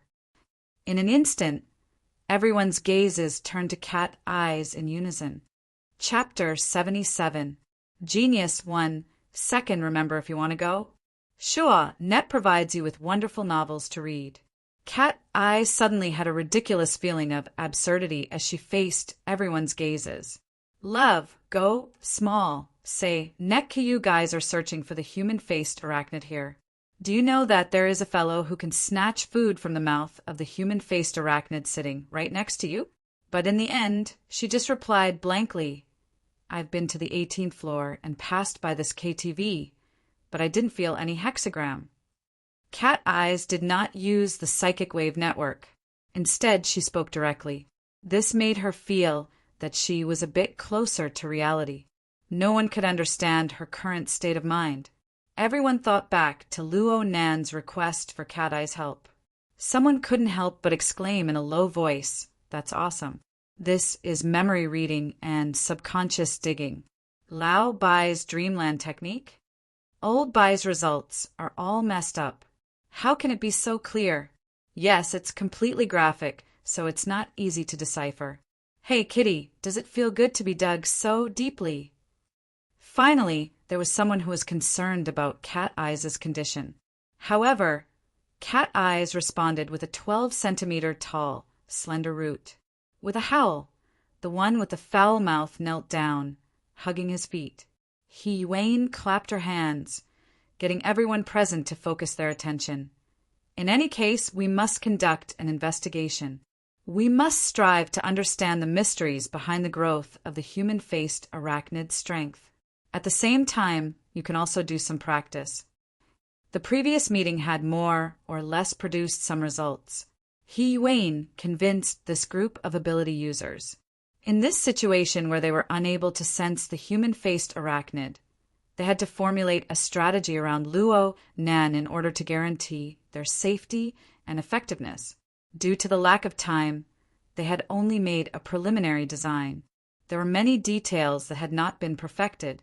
They could use this opportunity to demonstrate it on the spot. From the 81st floor to the 18th floor, the 63rd floor should be fine, right? No one answered and no one cowered. At a time like this, there must be no problem. Luo Nan looked all around.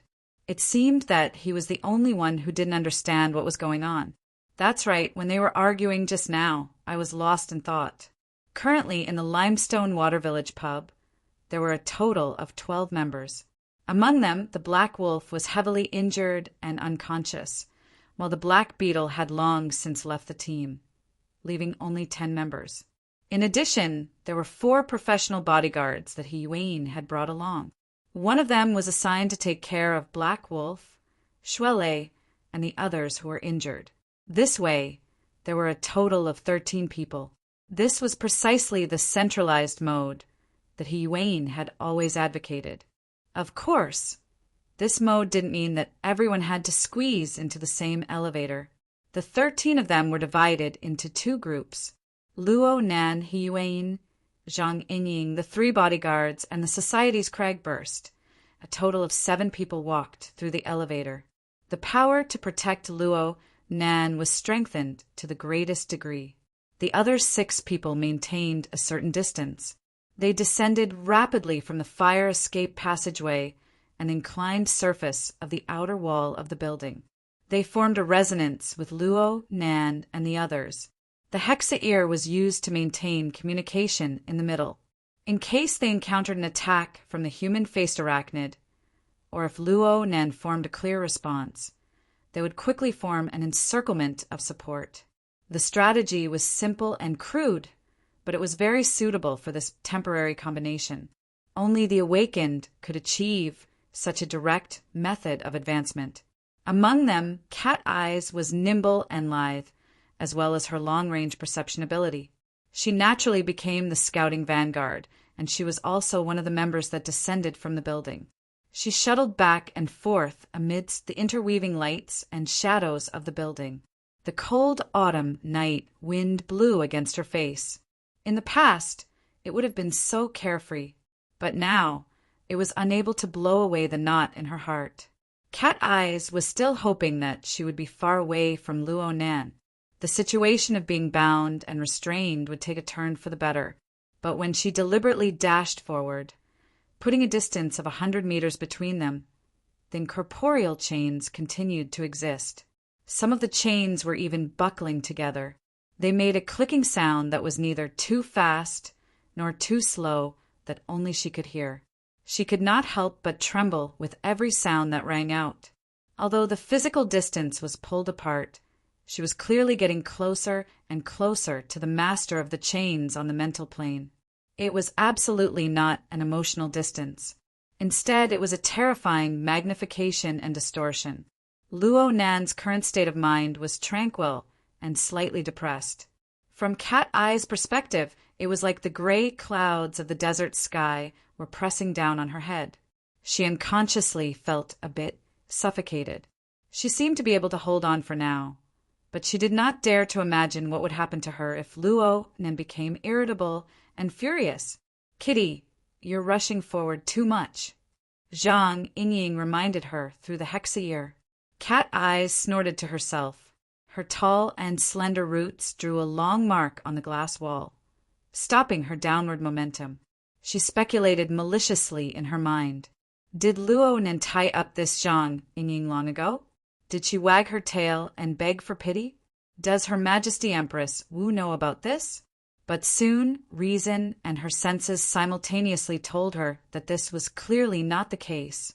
Up until now, she was the only unlucky person in the vicinity. This answer made Cat Eyes even more vexed. Currently, Cat Eyes was the first to reach the 20th floor. She had taken the 5 floors up and down, a vast area of 50 meters in diameter, into the range of her senses. According to the plan, she leaped into the hallway of the building and walked down the fire escape. At the same time she reported the situation. It really is a KTV. It's also a clubhouse, the kind that hurts the eyes. Humph, the age composition is seriously low. Young people these days. Cat Eyes entered the clubhouse, which was decorated in a blurry and strange style. It was like a maze, just like the vast majority of similar places. Cat Eyes was dressed in a fiery dancer outfit. She fit in quite well. The young boys passing by cast their gazes at her. Occasionally, they would bump into a waiter, but they would be confused by the thick makeup on her face. In a moment of stupefaction, they would pass by her. Cat Eyes swayed her long legs. She seemed to be leisurely, but she was actually very nimble as she passed through the rooms on the 3 floors. In the end, She arrived at the 16th floor. According to the floor plan, this was one of the largest rooms in the hexagram structure. Right now, a fiery party was going on inside.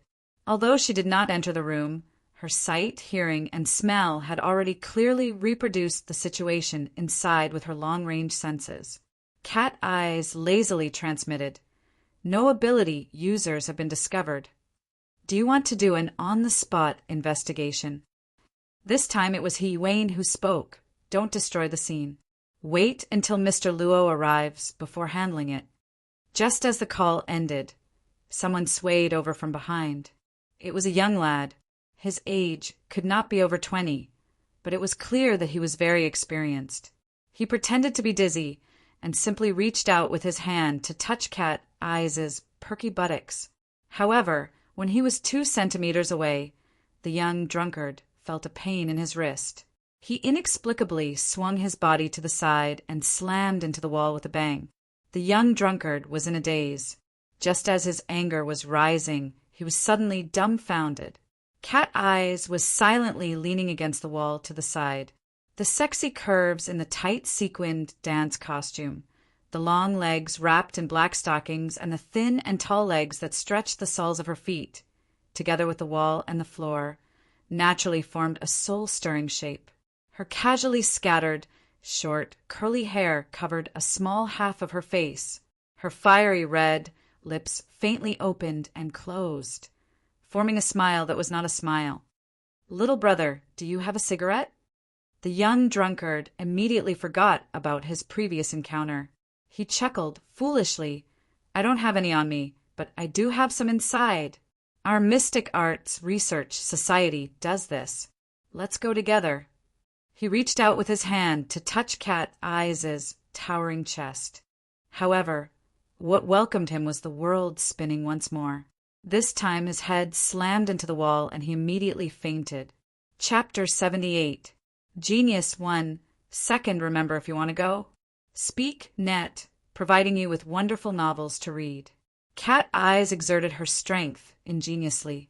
She let the young drunkard support himself with his shoulders and feet. He was half leaning and half crooked, maintaining his body from falling. Love, go, little, say, Netku. In addition to the flirtatious beauty at his side, it was a typical case of a pervert meeting a flirtatious ghost. They were about to fool around together.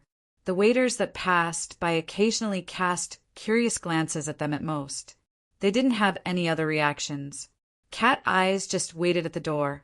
She even had the leisure to pull out a lady's cigarette and light it. She casually asked in the channel, "What the hell is the Mystic Arts Research Society?" There are 6 schools nearby.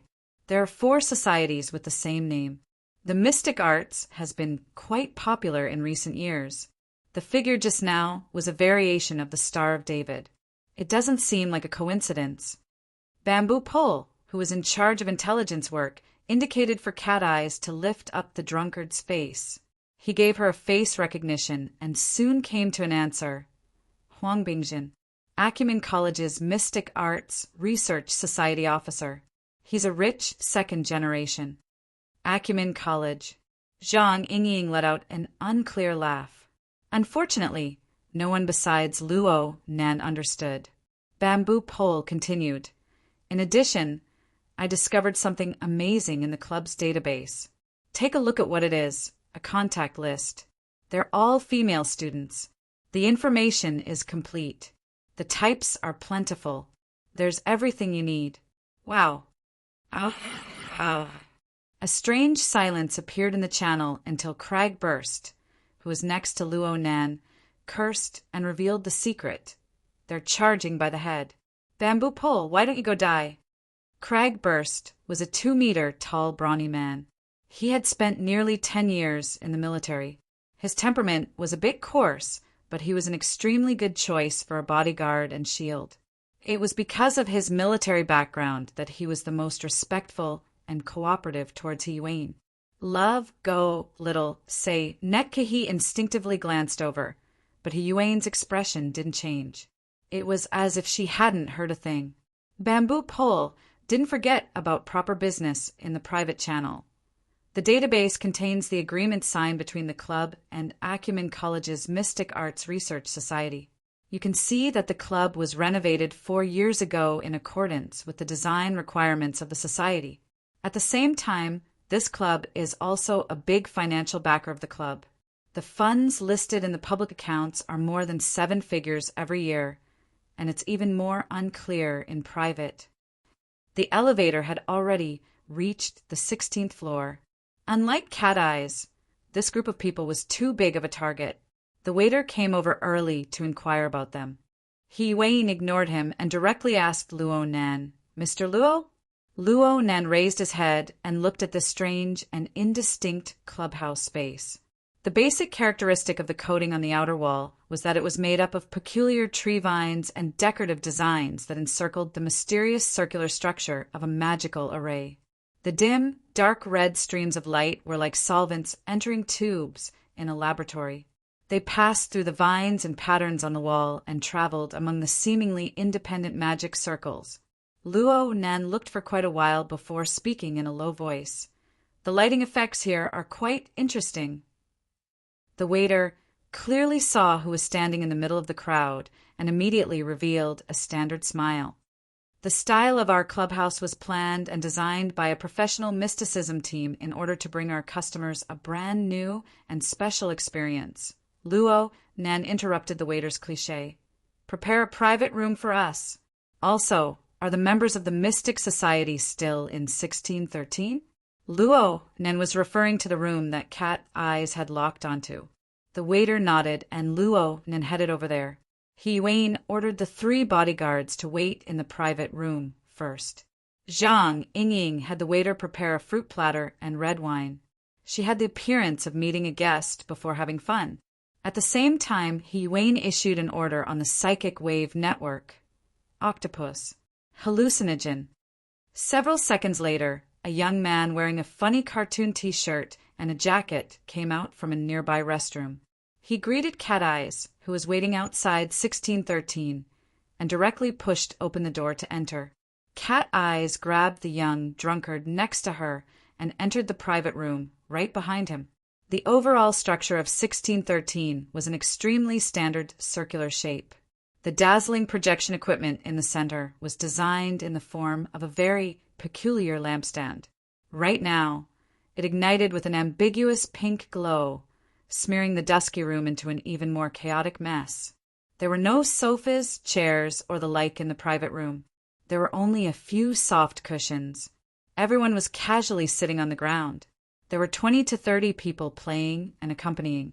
But right now, these people were already under the dual effects of their own drugs and Octopus's hallucinogen. Their consciousness was in chaos. They were either men and women hugging each other or laughing and crying. They were completely unaware of the changes in the outside world. Even Octopus did not expect this excessively intense result. He was currently adjusting the composition of the drug in a flurry to avoid creating a group of idiots. Cat Eyes rolled her eyes at him and casually tossed the drunkard to the ground. "Hurry up! We're already outside." A knock rang out from the door as they spoke. The waiter was the first to walk in. He saw this scene, but he didn't seem surprised at all. He very naturally spoke to Octopus, who was standing there in a clear-headed state. "A guest has come to visit." Luo Nan and his group walked in as they spoke. "Aha, Lil Nanster." Octopus didn't care about the drug. He had a pleasantly surprised appearance of seeing an old friend. He laughed heartily as he walked forward and gave Luo Nan an extremely forceful hug. His clumsy and pale acting made He Wayne frown. However, the waiter really didn't notice anything out of the ordinary. He turned around and left after Zhang Yingying took the fruit platter and red wine. The scene of a dove occupying a magpie's nest was completed. Luo Nan coughed as he pushed Octopus away. He also stopped his passionate patting. He looked around the room and saw the chaotic situation. For a time, he didn't know what to say. Zhang Yingying casually picked up a piece of fruit and sent it into her mouth to taste. She said vaguely, "Are you disappointed? It looks like you were nearly one of them." Luo Nan responded casually, It looks like there are quite a few places where I can be of use. I don't have to worry about not having a spot in the future. Huh. Luo Nen no longer paid attention to Zhang Yingying. He turned to Octopus with a smile. Bro Octopus, your drug concoction is quite beautiful. Please give me some pointers in the future. Octopus was baffled. He could only laugh. Well said, well said. Cat Eyes shot him a cold glance and directly fired a map cannon. A bunch of trash! This group of people turned from guest to host. They greeted and chatted within the room. But Hiyuan didn't forget the most important matter from beginning to end. She looked all around at the decorations of the room and the decorations on the walls. Her brows furrowed tighter and tighter. She stepped over the bodies lying on the ground and walked to the center of the projection equipment. She carefully observed the extremely medieval style of the lampstand. Luo Nen didn't bother with Zhang Yingying and the others right now. He continued to observe and sense, but his attention was placed on the rather gorgeous pattern of the floor. Under the cover of the bodies, the pattern seemed to be broken and continuous. It passed through the transfer of many geometric figures to converge towards the central region. Finally, Luo Nan's gaze also cast towards the lampstand. He just so happened to collide with Hiyuan's gaze. Mr. Luo?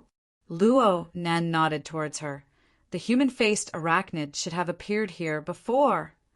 Chapter 79. I think that the surrounding things are all its nourishment. Luo Nan pointed at the surrounding squirming and giggling human bodies.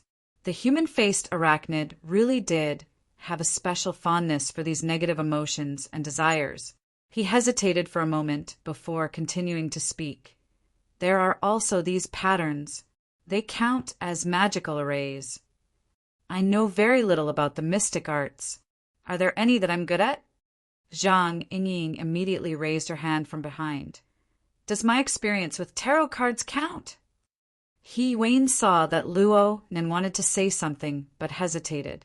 She directly said, Right now, Mr. Luo, you are the only one among us who has the qualifications to make a judgment about the human-faced arachnid. There is no need to introduce other explanations. Zhang Yingying stuck out her tongue. Luo Nan scratched his head, but in the end he continued. In the beginning, I thought that these decorations, the vines, the patterns, and the magical arrays were all just for show. They had no real meaning. But here, a portion of the patterns seem to have displayed their use. They are like water channels, gathering a portion of energy here. Luo Nan pointed at the projector in the form of a lampstand. He didn't need to bring out his psychic abilities. He just needed to use his eyes to do this. The geometric patterns and the lampstand left behind remnants similar to the dark red spores on the warship, but they were also slowly evaporating. Hiyuan couldn't see these residues, but she took out a small and exquisite spray from her pocket and sprayed it on the lampstand. After 2 seconds, the light screen that came with the spray flickered with a faint light. Luo Nen could roughly guess that this should be a special substance similar to the shadow mist. It was capable of capturing traces of the Darksider species interfering with the real world. Indeed, there are remnants of the relevant rays. Zhang Yingying walked over at this time. She pressed down on Luo Nan's shoulder and looked at the lampstand. A while passed before she spoke to Hiyuan, who was carefully observing as well. The matter seems to be complicated. Does it involve a secret order? Hiyuan grunted, but didn't immediately respond. Secret order? Luo Nen didn't understand. An inexplicable and troublesome organization of lunatics. Luo Nen stared at her. You said that ability users don't have secret societies and the like. Nothing is absolute in this world. And it's not a secret society, it's a cult, okay? Zhang Yingying saw that Hiyuan didn't respond for a time. She faced Luo Nan and shrugged her shoulders. Think about it. There are 600,000 ability users in the entire world. The number of people who have a relatively complete cultivation system and have cultivated in a down-to-earth manner is at most a tenth. As for the remaining 500,000 or so, many of them have inexplicably acquired certain abilities. If no one guides them in time, many of them will start to become arrogant and consider themselves to be new human beings or children of God. They think that they are at the peak of mankind and can do whatever they want. That's what happens in many novels and comics, right? It's useless. This is the reality. Of course, most of these idiots would be taught a lesson by the police. If you can't even beat the exoskeleton armors, then don't brag about being a child of God or a holy infant. For those who are more troublesome, the burners of the military will meet them. After that, the association will communicate with them and welcome them into the organization to correct their worldview. Zhang Yingying spread her hands. But in the end, there are still some very special fellows. They should be considered the gifted among the gifted. They are indeed extremely powerful. Even within the society, I'm afraid they are the most top-notch. It's not easy to communicate with them. They don't agree with the society's definition of the ability system. Instead, they have another kind of explanation. But their explanations often use their own abilities to forcefully apply myths, religions, mystic arts, and other existing theories. Or they go wild with their imaginations and change their appearances. The final result is establishing sects and religions. There are many secret sections. These people want to put their exotic theories into practice in the world. They want to verify the holes in their imaginations. That's how they establish themselves. The problem is that they themselves are very powerful, but their related theories are very preposterous. If you cultivate according to their theories, most people will die very miserably. But there's no other way. Magical powers are more awesome than 10,000 sentences of truth. There are still large batches of people who join these sections. They offer their everything and are extremely devout. The government has a huge headache over these things. Of course, the society has a huge headache as well. Luo Nan heard the hidden meaning in her words. In other words, the society can't do anything about them. It's holding back for fear of hurting the innocent. The leaders of these sects are brainless, but their strength is really very strong. Plus, these sects are deeply rooted in the cities. With the current population density, it would be better to just drop a nuclear bomb in the center of the city if they really were to turn hostile. Don't doubt me. Think about the human-faced arachnid. There's also the R&D district. Luo Nan was speechless for a time. He was a bit spellbound. Could those powerful ability users really possess the terrifying destructive power of a nuclear bomb? He was stimulated by this information. After coming back to his senses, he simply poured out the series of questions he had been suppressing at the bottom of his heart. Then how does the society define the ability system? In the end, what counts as an awakened? And what level am I at right now? Zhang Yingying's mouth and tongue were already parched from explaining the secret order. She was busy eating fruits to replenish herself. She waved her hand when she heard Luo Nan's words, speaking vaguely. You already have the hexayear. Go take a look for yourself. Oh. I believe that Mr. Luo has already reached a certain level. He has even surpassed the level of a normal awakened. However, he is severely biased towards a certain field. He Wayne suddenly joined this topic and gave a relatively clear judgment. Zhang Yingying went hey and cried out, Let's not talk about this for now. How's the matter with the order? Luo Nan wanted to slap her. In the end, He Wayne was a bit more concerned about proper business. She responded, I've already notified the society. We'll be retreating for now. No way? What a strong start and a weak finish. Octopus, who was hurrying to adjust his medicine, raised his head. We're disbanding just like this? Actually, a certain order leader has already protested against the society's actions. We've interrupted their holy ritual. Octopus was shocked. We've been discovered. Luo Nan was quite baffled. How were we discovered? Cat Eyes glared at him for no reason at all. So you're blaming me?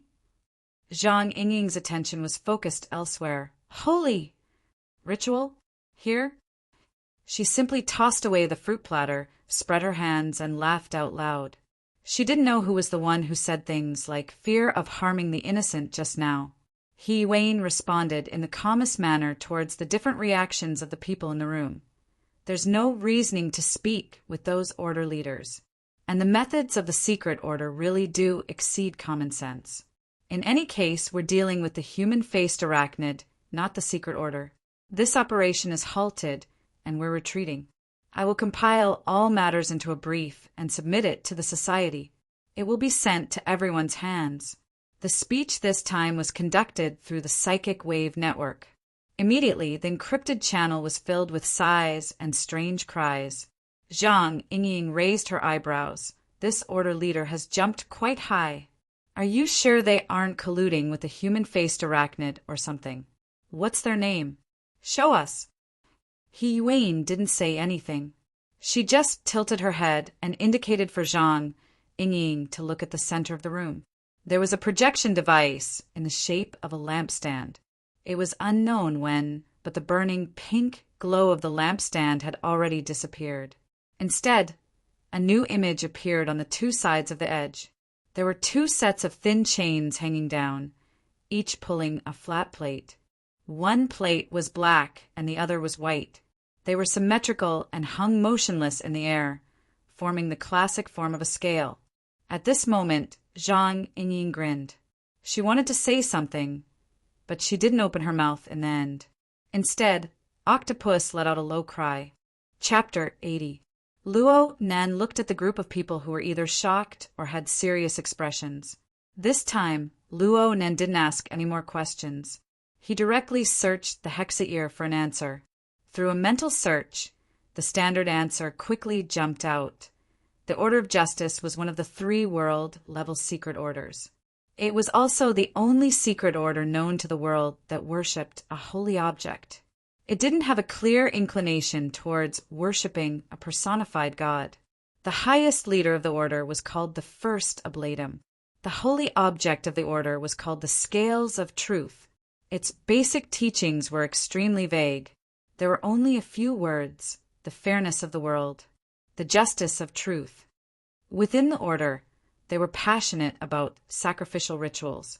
They were known to use a fair exchange to realize the balance of the world. Truthfully speaking, Luo Nan didn't understand half of it, even though he had seen some introductions. There were some conceptual things that needed to be understood individually.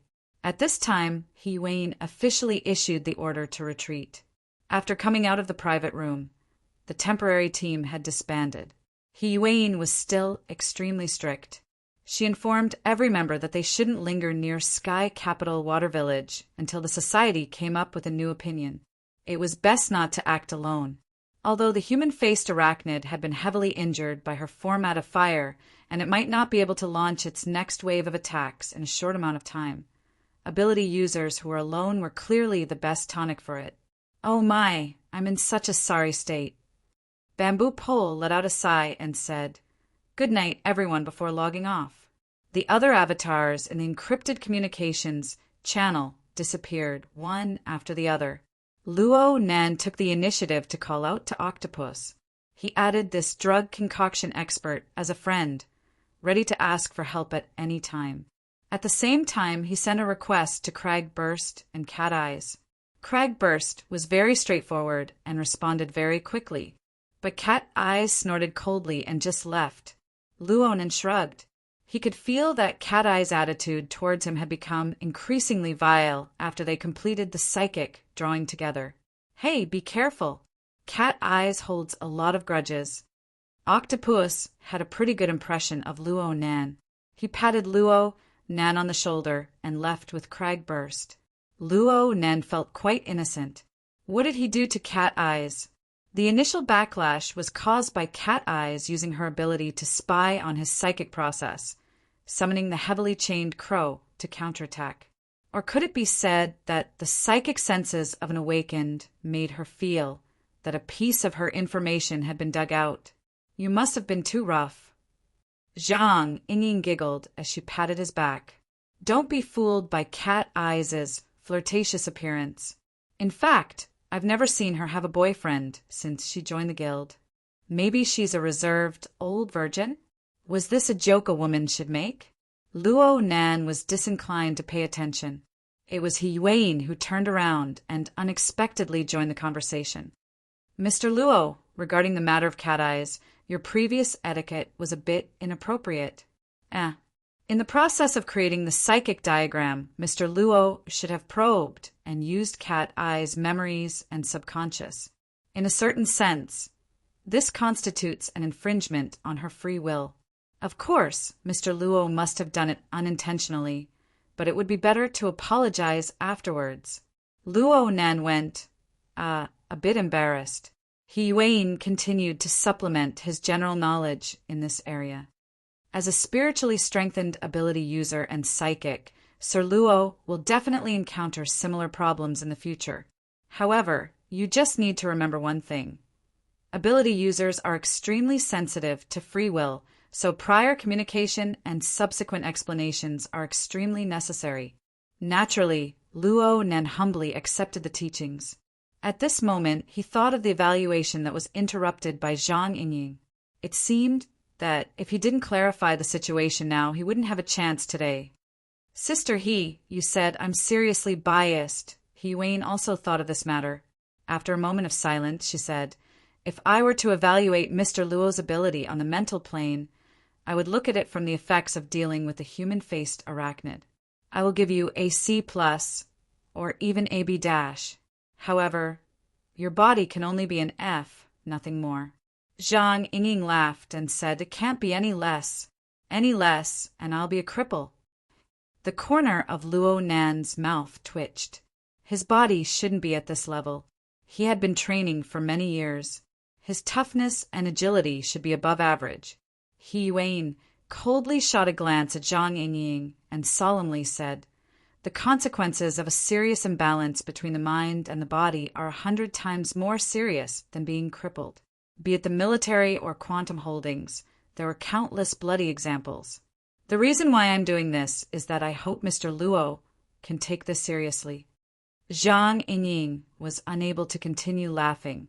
Luo Nan was also speechless. Since Mr. Luo mentioned the format before, let's talk about the format. I can understand the meaning of the format that Mr. Luo spoke of. It's different from the archetype format that I'm used to. It should pay more attention to individual characteristics. Is this right? Luo Nan thought for a moment and reluctantly nodded his head. He Yuan focused her gaze on Luo Nan. If you view the format as a type of building, artists can erect skyscrapers with toothpicks.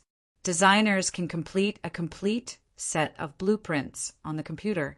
But those are just models. They are just data. Truly practical buildings must be constructed using qualified and durable building materials.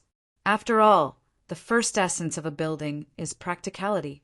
If it's as Mr. Luo says, you possess an effective format, then please choose the most suitable building materials for you and complete this building in a solid manner. This involves a complete transformation of your body's composition and mental willpower. It's absolutely not just visualization on the mental plane. If it's just data, then it's a bit better. But if it's an exquisite yet fragile piece of toothpick art that exists in the real world, it would collapse with a single breath. It would be meaningless. Aha! A toothpick-type man. Zhang Yingying clapped her hands in laughter. She didn't mind sprinkling salt on Luo Nan's wounds in the slightest. Who knew that He Yuan would change her target in the next moment? Miss Zhang, I know that you don't have any ill intentions towards Mr. Luo, but for a newcomer like him, your habitual jokes or exaggerated expressions are very easy to mislead. Just like with regards to the issue of secret orders, even though I don't like the way secret orders do things, I know that every secret order on record has a leader with an ability value of A. In the Society's 3 levels of ability system, awakened, engineer, and extraordinary, they are at the top. They are powerhouses that stand at the peak of the world, and they also possess outstanding intelligence. They are absolutely not the powerful madmen that you speak of. You have a plan in mind, but it's very easy for you to cause Mr. Luo to misunderstand and form a wrong impression. For psychic, this kind of wrong impression is very likely to be fatal. Zhang Yingying choked for a moment. Soon her eyebrows jumped up. She had made a mistake in her previous actions and received Hiyuan's criticism. She had nothing to say. But right now, even her usual way of doing things had been reprimanded to the point of being useless. Hiyuan, you really think too highly of yourself. Luo Nen felt that the atmosphere between the two was extremely tense, but it was all related to him. He felt a bit awkward for a time. Right when he was thinking about how to mediate, his wristband vibrated. Luo Nan's eyelids jumped when he saw the number. He rushed to connect, and Chapter 81. I'm still upstairs. Luo Nan was unable to mediate the conflict between the two ladies. He took 2 steps forward and responded in a low voice. There was no doubt that his aunt was waiting somewhere nearby, waiting for the cold dinner to end. Luo Nan didn't feel the slightest bit surprised at this sort of stalking behavior. His aunt had this sort of temperament. She was determined to bring him home tonight. She wouldn't give Luo Nan any reason to refuse. If it were a few days ago, Luo Nan would have done everything possible to escape his aunt's evil clutches. But right now, his drug production was in a state of shortage. There was nothing to do even if he returned to Blue Bay Community. His thoughts of refusing weren't that firm. Luo Nan resisted a few more times, but in the end he threw in the towel and admitted defeat. I'm with a friend right now. I'll be down soon. Where are you, Aunt? I'll come find you in a bit. Admitting defeat to his aunt wasn't a big deal, but Luo Nan still had some reservations. The effects of the withdrawal reaction couldn't be ignored. Suddenly cutting off the drug supply could very well lead to some abnormal changes in his nervous system. His formatting had just shown results. What should he do if it regressed because of this? Luo Nan looked at the friend list on the Hexaear and gained a bit of confidence. It seemed that he really did have an additional channel of choice after joining the society. Luo Nan first dealt with his aunt with grunts, and then turned to ask Zhang Yingying. Octopus Bro is very good at making drugs. Does he sell them to the outside world? Zhang Yingying blurted out. Who are you harboring evil intentions towards? Oh. There was no way to communicate. Sister you just have to display your invincible might and correct her 3 distorted views. Luo Nan rolled his eyes. He felt that it was more appropriate to directly communicate with Octopus Bro. But Zhang Yingying wasn't happy, probably because his expression was too obvious. She wrapped her arms around his neck. Hey, speak clearly. What the hell do you want? 9.5 out of 10 people who do business with Octopus Bro aren't good people. Oh, wait a minute. Zhang Yingying suddenly reached out and pulled at his face. Of course, Luo Nan wouldn't let her move. But this woman's strength far exceeded his by who knows how many levels. He was simply unable to resist. How many times had this happened? Luo Nan's face was flushed red. He was unable to suppress his anger. Hiyuan frowned and wanted to stop her, but Zhang Yingying looked as if she had let go of all past grievances. She called out to her, Come. Let's take a look. I've always felt that the color of this kid's pupils was abnormal, as if he had taken too many drugs. Tell me, do you usually have this kind of bad habit? Why was he suddenly so sharp? Luo Nan was shocked.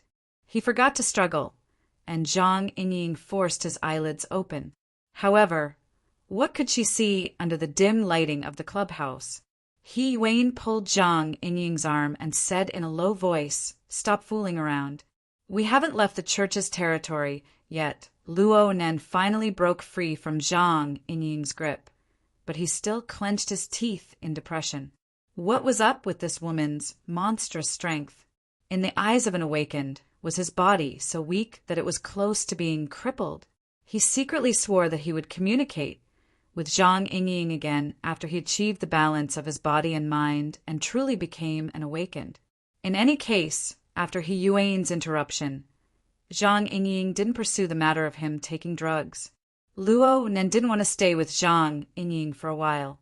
He wanted to leave, but he remembered that Shuai Lei and Qin Xiaolin were still on the 81st floor. He had to go take a look at the situation. Luo Nen arrived at the floor without incident. He had just opened the elevator door when chaotic sounds came from the corridor. Luo Nen didn't care at first, but after a few steps he saw figures scattered in front of him. There were waiters, medical staff, Yuan's bodyguards, and so on. They were conversing outside the door. Shuelei, who was supposed to be lying in the room, had his head lowered as he leaned against the wall. He looked very dejected. Luo Nen had a good impression of this student who had a straightforward personality and high martial strength. After fighting side by side, the feeling was different. He immediately walked over and asked probingly, "Lei, are you okay?" Lei raised his head when he heard the voice. His eyes lit up when he saw Luo Nan. "Nanster, are you okay?" "Just now." "Sai." Lei didn't know where to begin with a multitude of things. In the end, he could only wave his hand, unable to continue. What happened? Yuan asked the bodyguard in charge of taking care of the patients. The bodyguard had a bitter smile on his face as he explained the situation that had occurred. Of the 3 patients, Lei had only been knocked unconscious by Yuan. He didn't have any injuries, so he woke up the earliest. He was easy to talk to and was easily pacified. Then he went to take care of his unconscious girlfriend until the doctor Yuan invited arrived. Black Wolf's spine was fractured, so he was carried away for surgery early on. Chun Xiaolin was treated on the spot. Chun Xiaolin was fine when she didn't wake up. But when she woke up and saw Lei, her emotions were agitated. She was afraid. She was angry. She was sad. She chased Lei out of the room. She even alarmed the waiters on the floor. She lost control of her emotions. Luo Nan immediately thought of the human-faced arachnid. Clearly, Yuan was thinking the same thing. The two looked at each other and headed into the room. Yuan blocked him, and Zhang Yingying took his place. The smile on this girl's face was much fainter. Her body had a clear and sharp aura. She was clearly ready to go. But after entering the room, Luo Nan's eyes were filled with nothing abnormal. Chun Xiaolin was in deep sleep on the bed. Aside from being weak, there were no traces of the human-faced arachnid. The 3 people exchanged glances. They were all a bit stunned. The doctor was very dissatisfied with the 3 people who suddenly squeezed in. The patient has just been injected with a tranquilizer. She needs to rest. All unrelated people leave. Yuan confirmed with Luo Nan that the human-faced arachnid really didn't exist. Then she indicated to Luo Nan and Zhang Yingying to leave first. She stayed behind to talk with the doctor. Yuan walked out of the room after a few minutes. Luo Nan asked her, "What's going on?" "Symptoms of stress. It's hard to understand facts that surpass one's common sense. Refusal to come into contact with facts, severe rejection, or selective forgetfulness. The members of the society often encounter these kinds of things." Zhang Yingying shrugged. "I've long since suggested that the scope of common sense of ordinary people should be expanded in time to let them get used to accepting the existence of ability users. Humph humph. Mutants, those unscientific things, have been wreaking havoc for decades. Many people are still burying their heads in the sand." Luo Nen understood. So it turned out that Chun Xiaolin was unable to accept the sudden life and death battle between Lei and the Black Wolf. Then there was the human-faced arachnid, and even the influence of Luo Nan's hypnosis technique. Yuan suggested, "It's better to let your friend go home first. He'll only make the patient more nervous if he stays by her side." Zhang Yingying shot a glance at the still dejected Lei. "This friend of yours is quite the material. His foundation is much better than yours. His adaptability is also quite strong. He should be the disciple of some martial arts master."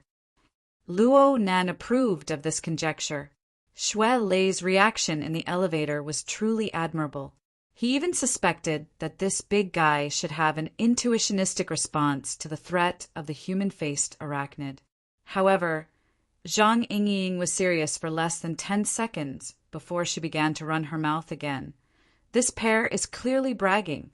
Why don't I introduce your friend to the society? You can go to the society and find your own kind.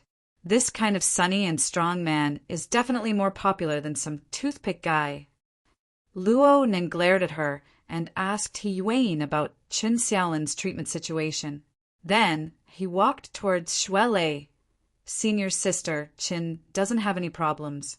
The doctor will take good care of her. We can't help much here, anyway. Let's go home first. Shuelei shook his head as expected. I'll wait here. Luo Nen pressed down on his arm. Senior sister Chen will be sent to the hospital to receive follow-up treatment. She just needs to be quiet for a few days in this kind of situation. She also needs to be quiet for a bit. Let's go. It's getting late. My aunt's car is downstairs. She'll give you a ride. Shuelei clearly hung his head even lower when he said the word quiet. Luo Nan sighed and used a bit of strength to pull Shuelei up. Of course, Shuelei's mind was definitely shaken right now. Otherwise, how could he move? Luo Nan and Shuelei left side by side after greeting He Yuan, Zhang Yingying, and the others. They entered the elevator, and it just so happened to be the one where Shuelei and Heilang had fought. Shuelei stared blankly at the remnants of the collision marks on the inner walls of the elevator.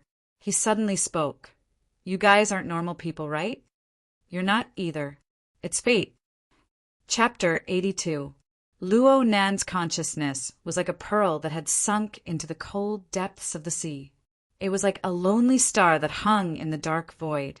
Sometimes it sank into darkness, and sometimes it shone brightly. In the end, pure light and darkness determined their respective domains. All sorts of silhouettes and lines began to appear at the boundary between light and darkness.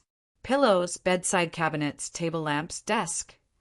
From near to far, layer after layer expanded outwards. The simple concept and the familiar way of combining them formed a clearer meaning.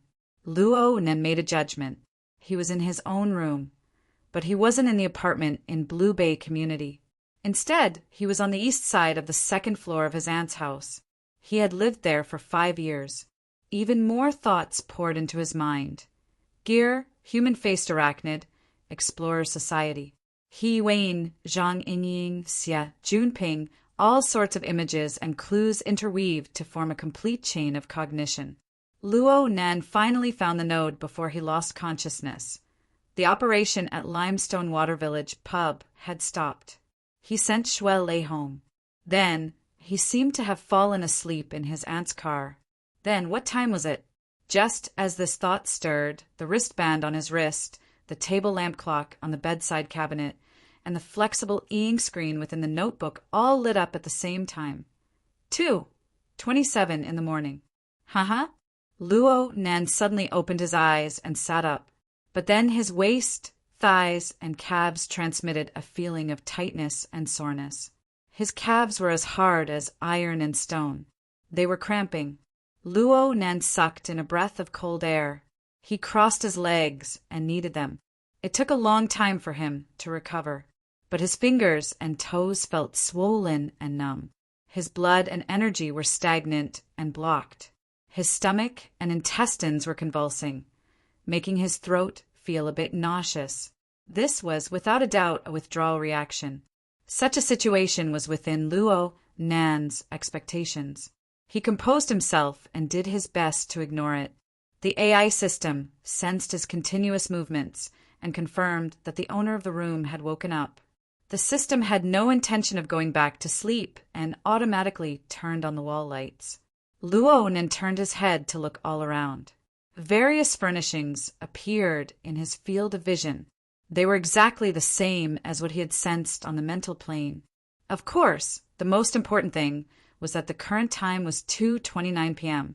Luo Nan's mental senses were clearly accurate without error when he was tormented by his drug withdrawal reaction. Luo Nan closed his eyes once more, clearing his distracting thoughts. Sure enough, a clear picture appeared in his mind.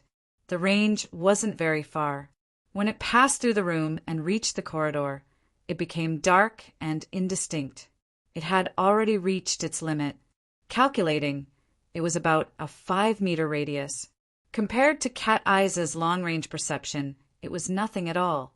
But it must be known that Luo Nen could only use the heavily chained crow or use the out-of-body state in order to accomplish this. But now it was natural. It seemed like his body and spirit were also constantly adapting to this ability, integrating it into the most natural level. All right, he was no longer an ordinary person anymore. Luo Nen was just about to test out his new ability when a bloated figure tiptoed through the hallway at this time, entering the range of his senses. Luo Nen shook his head. He resisted the uncomfortable feeling of soreness throughout his body, got off the bed, walked to the door, and opened it. Hiss! The person passing by his door was so startled that her hair was about to float up. But soon, she was able to clearly see who it was under the light of Luo Nan's room. She handed over the enormous suitcase in her hands without the slightest trace of politeness. Help! Just by looking at the size of the suitcase, Luo Nan felt that his next cramp wasn't too far away. But he didn't say anything. He silently received the suitcase, and then, under the guidance of the figure, he moved the suitcase downstairs as quietly as possible. "Mo, you got rid of the biggest burden and only carried a guitar case." She recovered her usual free and easy handsomeness. She lightly brushed away the messy hair on her forehead and didn't forget to issue orders. "Be gentle. Don't turn on the lights when you're downstairs." They moved the suitcase to the living room with great difficulty and refused the AI housekeeper's suggestion to turn on the lights. The two cousins sat on the sofa, panting.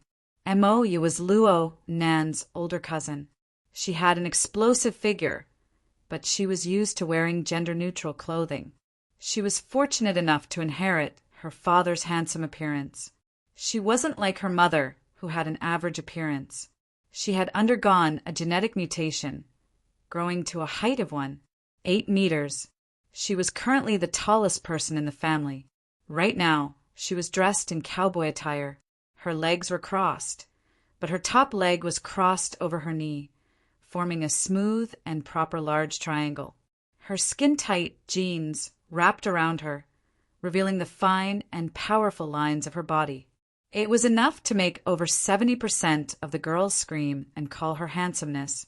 They would fall to the ground, crying from jealousy. Luo Nen really was paralyzed on the sofa. Even moving a finger made him feel tired. "I've returned the favor," Mo frowned as she looked at him. "You're too weak. You didn't just rely on eating pills to survive this month, right?" "How could that be? The amount of food I eat in a day is more like what you eat in a month." "Then you slept for an entire day. How are you still this week?" "I slept at around 10 o'clock yesterday." "Yesterday?" "It was the night before yesterday, okay? You slept like a dead pig in the car. It was me and Mo Pong who painstakingly carried you upstairs. Then I never saw you wake up again. Your biological mother even called a doctor." Luo Nan raised his hand to look at the date displayed on his wristband. September 30th. He was speechless for a time. Luo Nan reckoned that it was due to his drug withdrawal reaction and the fact that he had been working day and night for the past 2 days. He didn't want to be entangled with this problem. He changed the subject. "Why did you run away in the middle of the night?" Amoya snorted. "Who ran away? I just went to Man City for a road show. It took a bit longer, that's all." Man City was a satellite town of Xia City. It was over 400 kilometers away from the city. It was already close to the edge of the city in the wilderness. Luo Nan frowned when he heard this. "How many days?" "A month. I have to participate in a music festival. My aunt will kill you. She'll be bored by the time I get back." Mo, you snorted disdainfully at this sort of threat. Moreover, it wasn't that easy for Luo Nan to change the topic. "Hey, you suddenly came home. Did they give up?" Clearly, Amoya was talking about the matter of making medicine. She was the only one in the entire family who roughly knew what Luo Nan had been up to these past few years. Luo Nan thought for a bit and laughed. "No, I'm resting in stages." "It's good that you know what to do." Amoya stood up and walked over to rub Luo Nan's head. "Excellent. The little fellow is much calmer now." But don't pretend anymore. The car is here to pick me up. Get up and move the luggage for the future heavenly queen." Luo Nan groaned, but in the end he couldn't resist Mo Ye's forcefulness.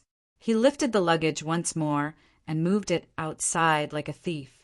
He walked out the front door of the house and saw a jet-black, old-fashioned van parked outside the courtyard. There were also people waving.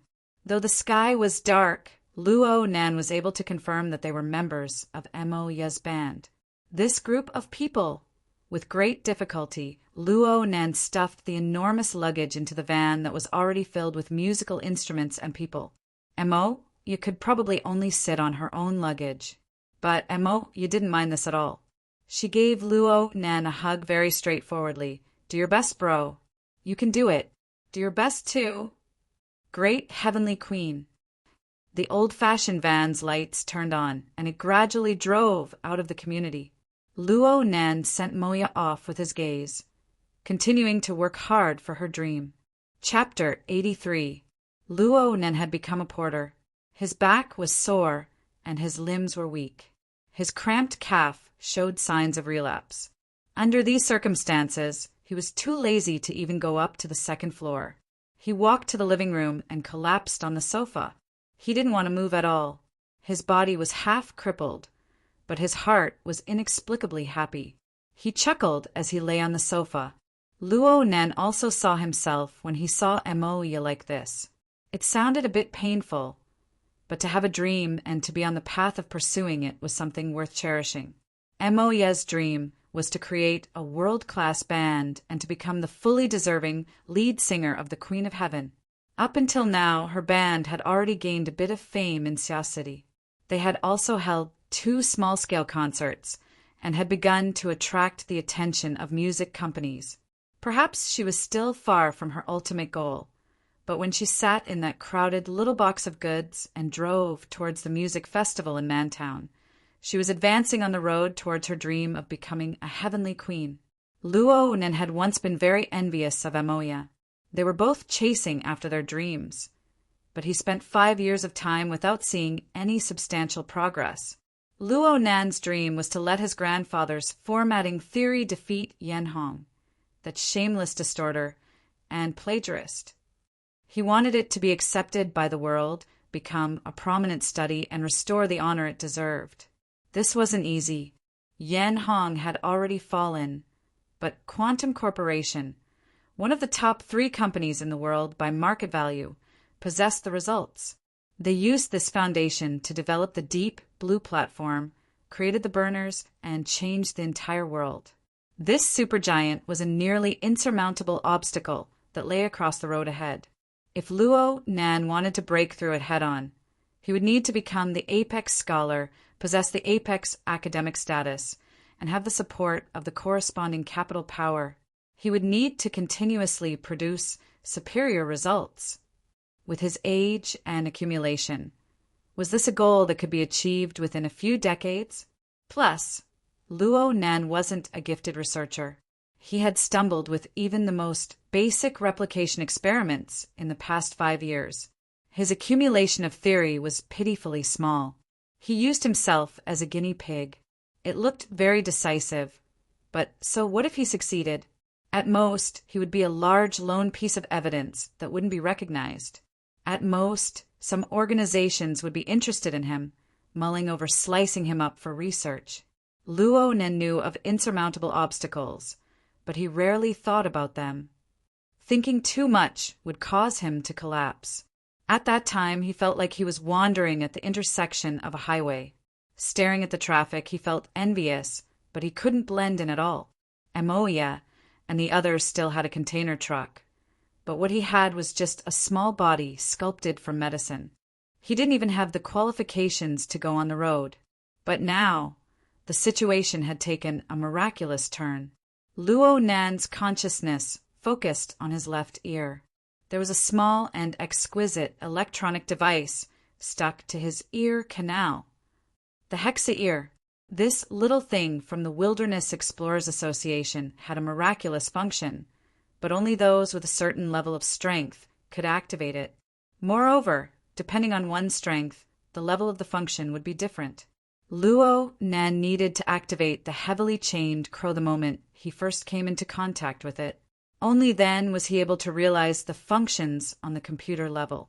But after 30 hours of sleep, his body and mind had inexplicably adapted to the relevant abilities. At this moment, he only needed to slightly concentrate his mind, and he had already triggered the function of the hexa-ear and successfully connected to the psychic wave network. The interface of his retina opened, and he entered the home page that seemed to be in the wilderness. Luo Nan wasn't unfamiliar with these kinds of changes. Back when he constructed the container format, he obtained the two abilities of Glutton King and Hypnotist. At first, he needed a high degree of concentration to be able to activate them, but not long after, the activation of these two abilities became natural. He didn't need to make any deliberate movements at all. They completely merged into his flesh and blood genes. Yes, it seemed that he had transformed his active skills into passive skills. He carried a halo with him, and he practically didn't need to consume any mana. Of course, concentration and energy were still indispensable in order to activate the deeper applications. This point was quite interesting, but it wasn't the main focus of Luo Nan's attention right now. He immediately received a notification when he logged onto the Society's homepage. Among them were messages from He Wayne and Zhang Yingying. There were also 2 emails from the Society's channels. Zhang Yingying's message looked like it was purely to chat with him. She stopped after discovering that he hadn't come online all this time. He Wayne told him to reply as soon as he got online. She reminded him to receive the briefing from the Society's channels. Inside was an evaluation of the operation at the Limestone Water Village pub on the night of the 28th. Luo Nan looked at the time. It was the middle of the night. How could he disturb someone's sweet dreams at this time? He wasn't in a hurry to contact He Wayne. Instead, he first checked the 2 emails from the Society. One of them was an official confirmation letter welcoming him into the professional society. The other was the briefing that He Wayne had brought up. He first opened the confirmation letter. There were stylized words inside. It was an expression of welcome for Luo Nan to join the Wilderness Explorer Society. The contents were probably the same for every new member of the society. The only difference was the basic personal information feedback form submitted at the time of registration. Some items required the society to confirm and adjust them. After adjusting, the form would be sent back to the new member for further confirmation. Luo Nan was disinclined to pay attention to the other items. He just stared at the ability source section. Right now it displayed System Flow. Luo Nan subconsciously shook his arm, but then he discovered that there was a special asterisk marking behind this item. When he shifted his consciousness over, a piece of information appeared. This item is currently in doubt. It is recommended that the new member contact the Society's Cultivation Department to undergo the relevant cultivation system evaluation and registration work. If the conditions are met, the new member can obtain the qualifications to teach. Luo Nan raised his eyebrows. The word in doubt made him a bit unhappy. But he had to admit that compared to the difficult circumstances of the past 5 years, the current him, I'm on my way. This was an organization that borrowed the name of the Wilderness Explorers Society. In reality, it was an ability user professional society. It was just like its core. What it valued was ability and effectiveness, just like Luo Nan's identity as a psychic and the corresponding treatment. As long as he used irrefutable facts to prove his worth, he would naturally become the core of the society's tactics. He would also easily erase the doubts of those arrogant and unruly fellows. After all, in the domain of ability users, the strong and the weak, the high and the low were all placed on the surface. They were direct and straightforward. Academics, status, capital. At least Luo Nan had yet to see the influence of these factors up until now. And these were the most difficult obstacles for him to overcome. In this way, he just needed to use reality to prove himself. Chapter 84. Luo Nan used the psychic wave network to search for information related to the evaluation of the cultivation system. He saw the association's definition of a cultivation system. It was a complete and operational cultivation sequence from beginner to advanced. It ensured that a certain number of ordinary people could pass through this cultivation sequence to become an awakened or even an ability user of a higher level. Luo Nan's focus was on the awakened. It seemed that the most basic condition to confirm a system was that someone could pass through the system to become an awakened. Then he was still a bit lacking. And frankly speaking, he didn't have a particularly clear train of thought on how to become an awakened. From this point of view, it was no wonder that Zhang Yingying was so disdainful of his insistence on the system-type judgment.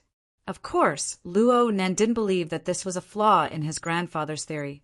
The theory he grasped, including the related methods, were all obtained from a notebook. His grandfather had made thousands of similar notebooks throughout his life. Moreover, there were even more important research results that were stored in the Wilderness Laboratory. The Wilderness Laboratory changed owners during the time of the lawsuit. Most of the relevant notes were lost. The book that Luo Nan grasped was not worth mentioning in the face of the huge amount of research data. But the reason why Yan Hong was able to grasp the relevant theory and produce results so quickly was because he had obtained a considerable portion of the important data. As for why Yan Hong was able to obtain the data, Luo Nan knew that it was because of his own father, that coward.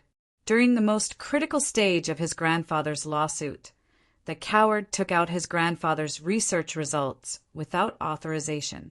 He reached a sort of settlement with Yan Hong and the team behind him, exchanging for a light sentence for his grandfather and successfully getting rid of the lawsuit on his own body.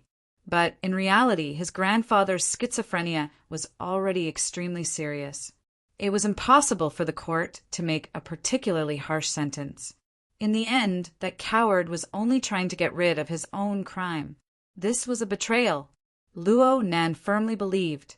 Not only did he betray his grandfather, he betrayed his mother, who had always supported their research and died because of it. Luo Nan's heart felt stuffy every time he thought of this. He had such a great grandfather, such a great mother, but at the same time, he was the son of a coward and a traitor. Luo Nan took a deep breath. His previous good mood was completely destroyed by the sudden memories. He tried to look at some more information about the society, but he was unable to calm his mind. Seeing that it was still early, Luo Nan decided to go out and train. Speaking of which, it had been 2 days since he had completed a marathon. He also had to verify how much the withdrawal reaction affected his body.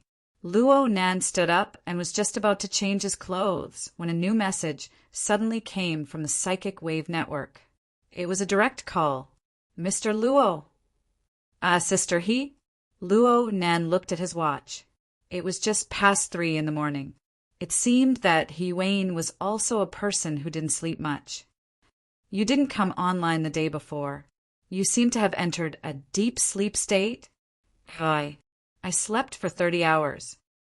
Luo Nan was a bit embarrassed. He Wayne said, "Psychics consume a lot of energy. Sleeping for a long time is the most common way to recover. Time isn't a problem, but whether or not one's energy is restored is the most important thing. Yes, I'm in good spirits now. Other than withdrawal symptoms, Sister He, you wake up so early every day. Are you still awake?" Burners only need about 2 hours of quiet rest every day. I usually choose to rest at midnight. The two of them chatted for a bit before He Wayne took the initiative to cut to the chase. "I noticed that you just received a message. Did you see the briefing?" "I saw it." Luo Nan was embarrassed to say that he hadn't seen it yet. He hurriedly opened the briefing. Luckily, the contents weren't too complicated. He could see that He Wayne's writing style was always serious and straightforward. She bluntly mentioned the failure of the operation this time. She criticized the society's intelligence gathering, the cooperative tactics of the participants, and so on. She didn't hide anything because it was an official document for the society. He Wayne had already mentioned a lot of the contents during the operation on the 28th. Luo Nan picked the more unfamiliar contents to read. He read 10 lines at a glance and more or less understood the relevant contents. He Wayne's voice continued to transmit over. The Society has already approved of this briefing and has issued an evaluation for the participants of the operation. Mr. Luo, you are the only B-. According to the relevant provisions of the Society, you will receive a certain amount of honor points. Luo Nan rushed to look at the Society's evaluation at the very bottom of the briefing. The contents regarding him were a new member of the Society. He used a keen and calm attitude to complete his debut. He made a human-faced arachnid unable to hide and displayed his role as a cornerstone. If he had been a commander and not a bait, his performance would have been even more perfect. There was a +4 symbol below the evaluation. This meant that his honor points had increased by 4 points. As for the others, He Wayne had the highest score of 3 points. She had obtained a C+ evaluation. It could be considered that she did not fail. Her merits and demerits offset each other. The rest had a string of ones. There were even zeros. The unlucky Black Wolf was one of them. The other was Black Beetle, who had left the team midway. It looked pretty good, He Wayne reminded him at this time. Honor points are very useful within the Society. I hope that you can use them carefully. Sister He, do you have any suggestions? Luo Nan had a lot of confidence in He Wayne's abilities right now. He directly asked her for guidance. He Wayne said, I've just entered the Society. Moreover, the path of a burner is different from yours. I recommend that you understand the Society a bit more before making your choice. A.B. Evaluation and 4 points are already quite impressive for a newcomer. You must display your greatest value.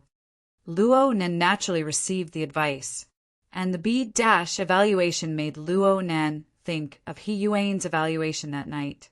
She also gave Luo Nan a B evaluation on the mental plane, but she only gave him an F on the fleshly body plane. This seemed to be an important obstacle for Luo Nan to become an awakened. Luo Nan couldn't help but ask, what should I do if I want to temper my body and achieve a balance between my mind and body? Do I become an awakened when my fleshly body and mind achieve a balance? I'm still unable to give you too good a suggestion on this point. After all, the military's burners started with alterations. However, I've heard that the Society has a training method specifically provided for members of the mentally enhanced. He Wayne was extremely patient. She answered every question. Mr. Luo needs to be clear on this concept. Since it's called awakening, the key is certainly a change in one's understanding. Whether it's training the fleshly body or cultivating the mind, they are just supplementary methods. They help the fleshly body and the mind to truly experience and sense this world. They help to better explain one's strength. The Society has a sort of awakening ceremony. It has a similar function. Chapter 85. He Yuan's reply was filled with her straightforward and practical style. Too many people wouldn't like it, but Luo Nan could accept it. Achieving a balance between the fleshly body and the mental, pure and practical goals made it easier to concentrate. But He Wayne sent another message right after. It was a form with the words Hexaear Emergency Function Training Plan written on it. Hexaear? Luo Nan was stupefied for a moment before he remembered that He Wayne had mentioned this line that night. Now even the plan was laid out. There's no need. It wasn't just that he was afraid of trouble. After 30 hours of sleep, his adaptability to his new ability gave Luo Nan quite a bit of confidence. He felt that even if he didn't use the heavily chained crow, maintaining a 24-hour connection shouldn't be a problem. He Wayne didn't give in easily. Mr. Luo, the use of the Hexaear isn't just common sense. It is also a skill. Even when you reach the awakened level, you still need to practice it frequently. Especially right now, the threat of the human-faced arachnid is far from being eliminated. You need to maintain a close connection and not give it an opportunity to take advantage. Luo Nin grunted and finally thought of the human-faced arachnid. He seized the opportunity to change topics. Oh, right. Is there any news on the human-faced arachnid? How's the situation with the encirclement and suppression? Not too good. Yuan's attention was drawn away, but he could hear the seriousness in her voice. Up until now, the Society, the military, and Quantum Corporation have handled a total of 11 related incidents. 4 cases have been resolved and 7 cases have failed. In addition, there are still 3 cases that haven't been determined to be the work of the human-faced arachnid. Out of the 14 incidents, 5 people died, 1 was seriously injured, and 67 people suffered serious mental trauma. This was simply a complete rout. Luo Nan wanted to cover his forehead when he heard this. Before he joined the society, he had a bit of reverence towards this organization hidden in the dark side of the human world. But now it seemed that they were in dire straits. How could this young man, who harbored dreams of joining, endure? Yuan seemed to sense Luo Nan's thoughts. She spoke softly. When the dark side of life forms first appeared, the government, the military, and the ability user society were in a much more difficult situation than they are now. Later, they paid a considerable price and developed a series of tactics to barely control the situation. The current situation is different. The dark side of life forms invading the metropolis is a problem that we have been trying our best to avoid. But this time the situation had gone out of control, and their efforts over the past 2 years had been ruined. It will definitely take some time to regain control. Luo Nan blurted out. Then how will Quantum Corporation be handled? Nan, what are you talking about? His aunt's voice suddenly rang out. Then the living room lights turned on, illuminating Luo Nan's silhouette on the sofa. At the top of the stairs, Madame Luo Shuqing frowned and stared at him in her pajamas. I made a mistake. Luo Nan's application of the hexaear was indeed lacking in tempering. It was clearly an application on the mental plane, but he forgot himself for a moment and simply vomited. However, he did not know if there was a similar problem in front of him. Yuan also noticed the surprise on his end and took the initiative to end the call. Once you confirm the training schedule, send it to me. Luo Nan didn't have the face to refuse at this time. He could only acquiesce. Of course, the most important thing now was to deal with his aunt's questions. He stood up, but he forgot about his body and almost sprained his waist again. He took a deep breath and tried to think of an excuse. I just woke up and a classmate was online, so we chatted. I really slept for a long time. Madame Luo Shuqing walked over, her brows still furrowed. Did you not rest well over at Blue Bay? Nope, it was pretty good. Luo Nan's eyes didn't even blink when he said this sort of lie. His usual dullness was a very good cover.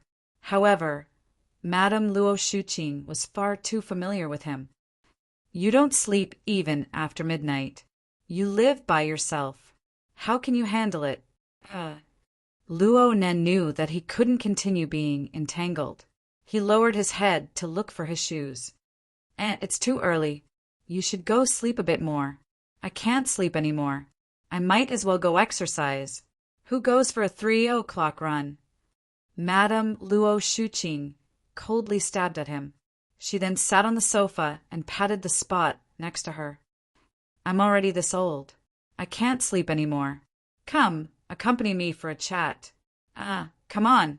I wanted to ask you, do you have any fixed social circles at school? Your friend from that day was called Shuele, right? He looks like a kind and honest person. Luo Nan knew that he could no longer escape. He could only sigh to himself and obediently return to endure a new round of torture. A full 2 hours passed, and Luo Nan chatted with his aunt from 3 to 5. Finally, Luo Nan obtained permission to go for a morning jog. It was as if he had been granted amnesty. He used the fastest speed to change into his clothes and shoes, and he left the house without looking back. It wasn't that he wasn't filial. It was just that as time passed, there was a risk that you would be exposed for leaving home in the middle of the night. Usually, Amoya would wake up to practice her voice at this time. It was better to get away from this troublesome place. Luo Nan calculated the time until it was almost 8 o'clock. He reckoned that the first round of the battle between mother and daughter had already ended. Only then did he turn around and return home. He hadn't had much time to train in the outside world for 3 hours. His body was in a terrible state due to the withdrawal symptoms, and he couldn't withstand too much energy consumption. Luo Nan found a park to properly familiarize himself with the prison format, the heavily chained crow, the wraith sign, and various other elements.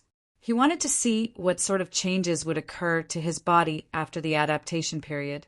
He didn't gain anything in the past 3 hours, but when he returned home, he was greeted with his aunt's anger as expected. Luo Nan, look at what you've done. As an accomplice, it was impossible to hide this sort of thing. The AI system would faithfully provide all of the surveillance footage for his aunt to choose and appraise. Luo Nan knew that he didn't need to explain anything at this time. He just needed to lower his head and take the scolding. In any case, it would be mealtime soon. Dinner's ready. Cool down. First, fill your stomach. Over at the dining room, his uncle Emo Haihang sat down first. He scooped a bowl of porridge and side dishes for himself. He drank it unhurriedly, tasted a few mouthfuls, and nodded. Today's millet is quite sticky. Next time I'll buy this one. Emo Haihang. His aunt's firepower shifted in an instant. However, his uncle remained calm and collected. Since you know where she is and where she's going, how could you lose her? Just endure it for now. You can scold her when you get back. If it were anyone else, such an exaggerated statement might just be the fuse for a family war. However, his uncle was one of the few people who had the qualifications to say such things. As a senior technical member of the SCA, Mo Haihang had already worked in this authority department known as the Social Credit Administration for nearly 20 years. In this modern society where credit had completely replaced the function of currency, the SCA was the witness and administrator of all credit. It was also responsible for auditing the corresponding granting of authority. It could be said to be the hottest authority department. Chapter 86. Luo Shuqing didn't say much about her husband's stubbornness. She just sneered. Is this something that can't be thrown away? Your arrogant and willful daughter.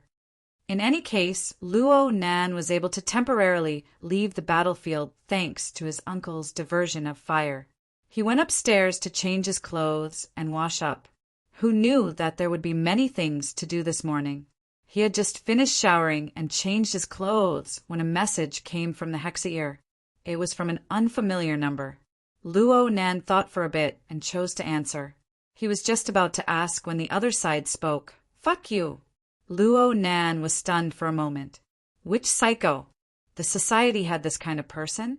Then the voice on the other side clearly lost control and shouted, Go hide in that mechanical woman's crotch. I'll show you guys sooner or later. This person sounded like he was drunk. His words weren't very clear, and they were all filled with profanities. A long string of curses was spilled in less than half a minute. Luo Nan finally reacted at this time. Mechanical woman. Was this referring to Hiyuan? Then it was related to the operation on the 28th. He quickly made a guess when he saw the other side's vile attitude. He looked at the avatar and sure enough, Black Beetle? Wasn't this fellow the one who couldn't take Hiyuan's criticism that night and left the team halfway? He and the unlucky Black Wolf were given 0 points in the Society's evaluation report. Now it seemed that this person's personality was vile enough. There really were all sorts of people in the society. Even Buddha would get angry after being showered in the face with profanities, let alone Luo Nan. He frowned and replied, a blatant threat with an intense attitude. Can I assume that you're being controlled by the human-faced arachnid? The other side was suddenly stifled by this accusation. Then he gritted his teeth and said, Kid, don't think that being a psychic is amazing. Let's play slowly in the future. Luo Nan responded coldly, I'll keep you company any time." The two sides hung up, and Luo then discovered that he had spat out a mouthful of saliva due to his impulsiveness. He patted his cheeks lightly and stuck his head out from the staircase. It was very quiet downstairs. The husband and wife were still looking at each other. It seemed that his aunt's anger had yet to dissipate. He let out a breath of relief and walked down the stairs. Uncle and aunt turned their faces in unison when they saw Luo Nen come down. Uncle indicated for Luo Nan to sit down. "Come eat. The millet porridge is nice to drink while it's hot." Mo Haihang had been working in the government for many years. Although he was not tall, he had a serious expression and was usually taciturn. He did not look friendly, but in fact, at home he was the standard cook. As long as they were at home, he would take care of all 3 meals from morning till night. It wasn't that he was henpecked or anything like that. It was just that his aunt's culinary skills had been the same for decades. He really didn't dare to compliment her. As for her 2 children, Mo had perfectly inherited her aunt's powerful talent and unparalleled culinary skills. Although she dared to cook, no one dared to eat it. There was also Mo Peng, Luo Nan's older cousin of the same age. It wasn't even 10 o'clock on a weekend morning. How was it possible for him to get up? The family ate breakfast together, and they didn't even bother to call him.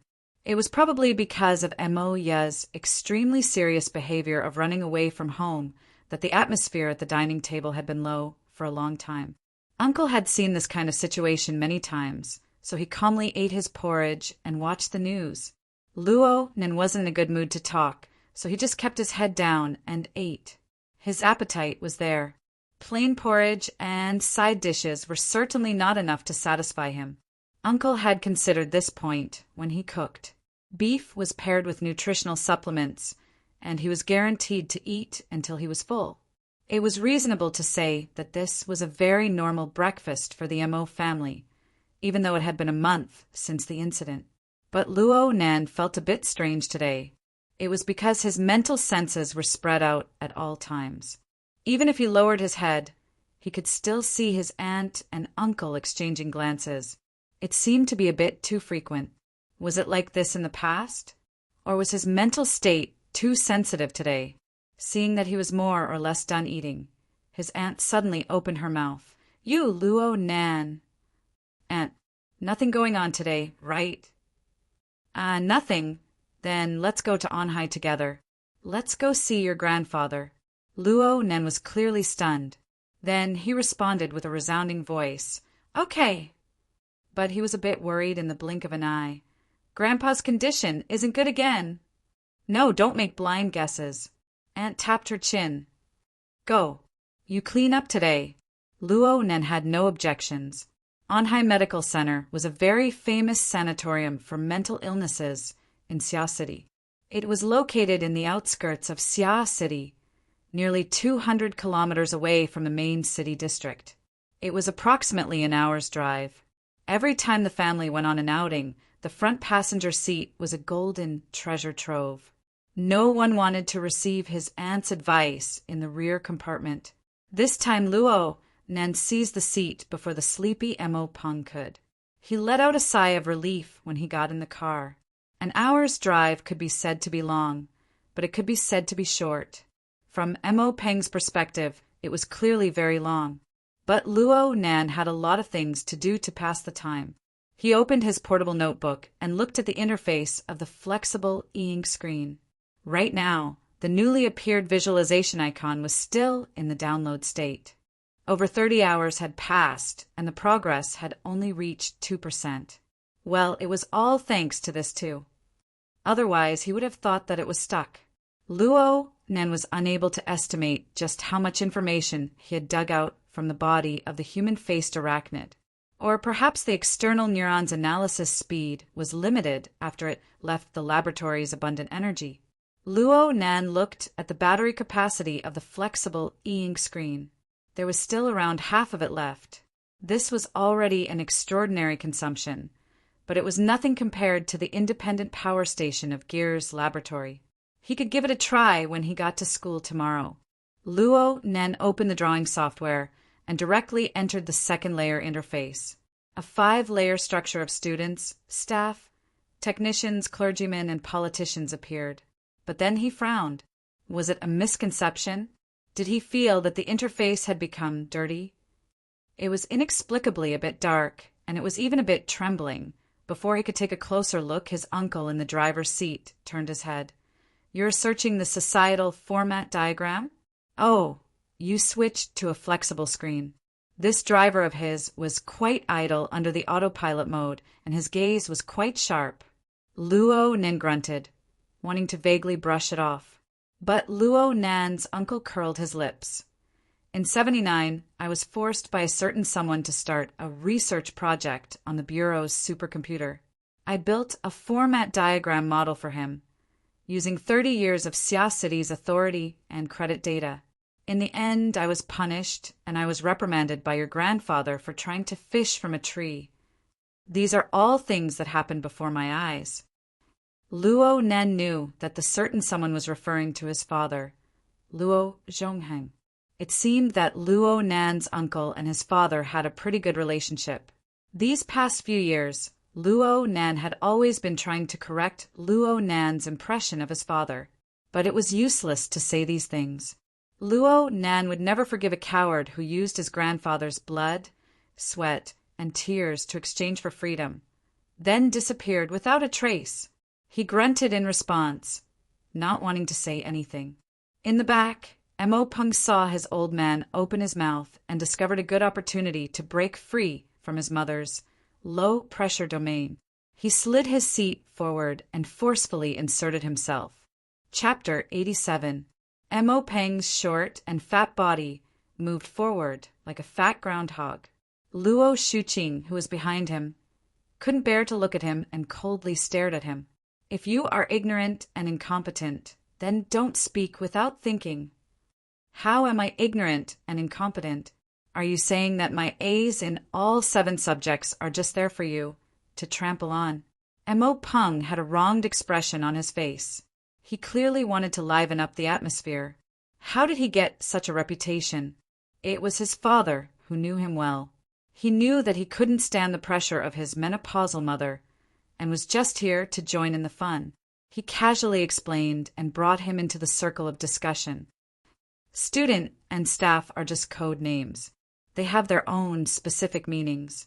Are you not interested in them? As long as he could hide from this old lady, he would be interested in anything. Mo Peng was thick-skinned. He chuckled and said, "Isn't there one now? Back then, you chased after me and wanted to instill this thing in me. Now that the seed has sprouted." He snatched the notebook from Luo Nan's hands as he spoke. He saw the flexible e-ink screen interface and was stunned. "What effect is this? It looks like I'm soaking in water." Mo Peng's description was extremely apartment. Right now, the second layer of the drawing software's interface seemed to be submerged in muddy river water. The 5-story tower structure that was close to the diagram of Maslow's hierarchy of needs was practically completely submerged in the water. It looked as if there was a layer of dusky membrane separating it from the rest of the cards. The sketches that Luo Nen had created were even more blurry and indistinct. Luo Nen didn't know what was going on, but he had a faint feeling that this sort of scene was related to his own ability. He didn't want to discuss it further, so he took the notebook back and closed it. "It's nothing, it's just a screensaver." The effect of this lie was very touching. However, Mo Peng was very clear about Luo Nan's awkward temperament. He knew that Luo Nan didn't want to talk about it, so he didn't ask. He still used the social format diagram as a life-saving straw. "Brother Master, imparting knowledge and dispelling doubts refers to you. Tell me, what do those code names mean?" "Grass is growing in my heart." Luo Nan glanced at his uncle. Luo Nan was currently adjusting the car's AI function. It seemed that he no longer participated in the conversation between youngsters. On the other hand, his aunt, who was sitting in the back seat, was looking at them quietly with a dazed expression. The atmosphere in the carriage was a little subtle. Luo Nan thought for a bit and spoke in a soft voice. The original intent of establishing this model was to explain the effects of an individual on the social format and the structure of relationships. Social format? Mo Peng was stunned. Fortunately, he was the grandson of the Luo family. Even if he was not interested in formatting theory, he still had some basic concepts. It refers to the structure of society, right? The collective composition and way of existence of human beings that affects individuals and changes nature? Luo Nan gave Mo Peng a thumbs up when he heard this. Though it wasn't that precise, it saved Luo Nan a lot of talking. Every country, tribe, region, and human collective must have their own specific social structure. Through this format, a steady stream of new social individuals would be produced. At the same time, nature would be transformed and new resources would be obtained to provide for the existence and operation of the society. Every social individual will be branded with the social format, and to a certain extent will produce a counterforce to the social format. Students refer to learners. They can only accept the one-way indoctrination of the social format. They are not considered complete social individuals and are unable to be of any use. Employees refer to workers. They are the basic social individuals. They possess a certain ability to survive independently and maintain the basic operation of the social format. Technicians refer to promoters. Their advantage over employees lies in the fact that they can already optimize the social format and increase the efficiency of the operation of the format. Clergymen refer to the enlightened. They have a relatively complete understanding of the social format and begin to consciously utilize the power of the social format. Politicians refer to the innovators. They are the higher level enlightened. While utilizing the social format, they also carry out a conscious transformation of the format in an attempt to maximize the benefits. Mo Peng was worthy of being an excellent student with all 7 grades. He immediately spoke when he heard this. It sounds like a certain variant of the theory of hierarchy. Then the question is, what is the basis for dividing these classes and strata? Is there a unified standard? Luo Nan was silent when he heard this. He felt the gaze of his uncle from the side at this time. He raised his head, and their gazes met. He revealed a bitter smile. The standard is me. I am the standard. Luo Yuandao picked up a rectangular block of wood in the independent ward of Anhai Sanatorium Center. He gently placed it on the wall that was half the height of a person in front of him. His fingers were trembling. The various diseases of his nervous system had pretty much destroyed his body. His originally tall stature had already collapsed. His entire body was just skin and bones. He was completely emaciated and deformed. He appeared to be incomparably weak. Luo Yuandao wasn't even 80 years old this year. In this day and age, he could be considered to have just entered old age. Some people hadn't even retired yet. However, he was already infinitely close to the end of his life. Even though he was still stubbornly standing, he was still constructing his work. Even though his fingers and arms were trembling, when the building blocks fell to their positions, they were all upright and seamless. He was able to obtain this result because he had been controlling it back and forth for nearly half an hour. He was determined not to let go until he obtained the final, perfect result. A smile appeared on his withered and dry face. It was clear that Luo Yuandao was extremely satisfied with the structure in front of him. In fact, it wasn't just in front of him. All around him were short walls made from building blocks. Luo Nan and Mo Peng could only talk to him through the short walls.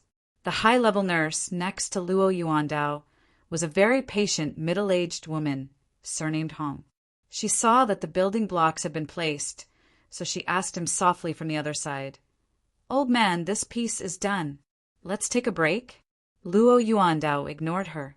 He was in a good mood, so he wasn't stingy in answering his grandson's questions. He grinned like a gigantic laughing skeleton. "I created the theory. Of course it uses me as the standard. It must serve me. Haven't you heard? All things are for me. My heart is the universe. I am the common lord of all things. I am the center of the universe. Mo Pung turned his head away a bit awkwardly. It was really hard for a normal person to endure this stubborn and crazy old man's logic. Right now it was very difficult for him to endure it. His parents, who were always by his side in the past, seemed to have gone to consult about the old man's condition. They weren't here, so he didn't even dare to speak. He felt more and more uncomfortable. However, what made Mo Pung feel even more uncomfortable was that his cousin, who was standing next to him, seemed to be very engrossed. He was even a bit fanatical. "Oh my God!" Luo Yuandao picked up another building block and raised it in front of his eyes.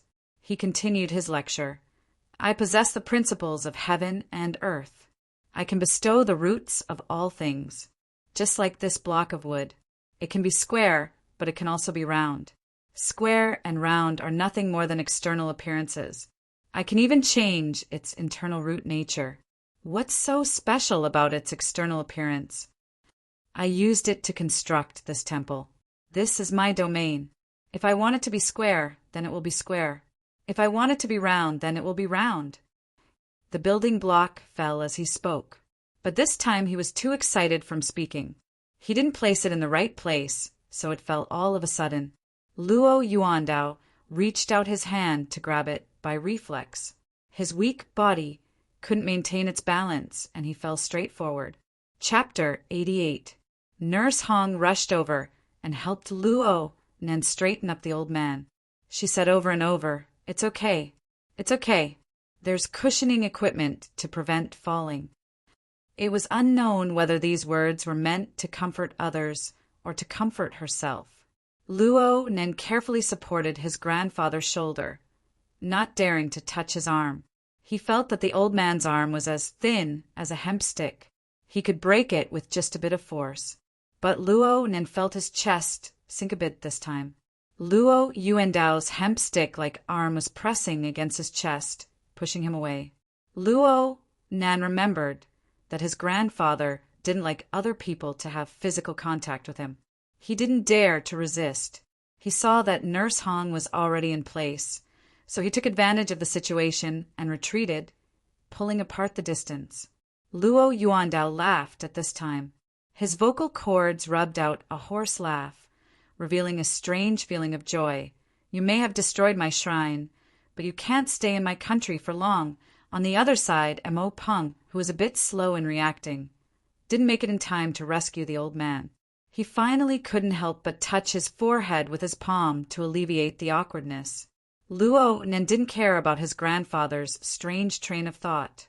He saw that the loose-leaf notebook that had been clamped under his elbow had fallen onto the messy rubble of building blocks. He bent over to pick it up. His fingertips had just touched the cover when he heard a low roar. "My spoils of war!" Luo Nan was stunned for a moment. A shadow swept over him. If he hadn't instinctively leaned back and Mo Pung pulled him, he would have been swept by Luo Yuandao's toes. Nurse Hong controlled the old man's balance in a flurry. Her mouth was constantly comforting him. "Old man, the spoils of war are still here.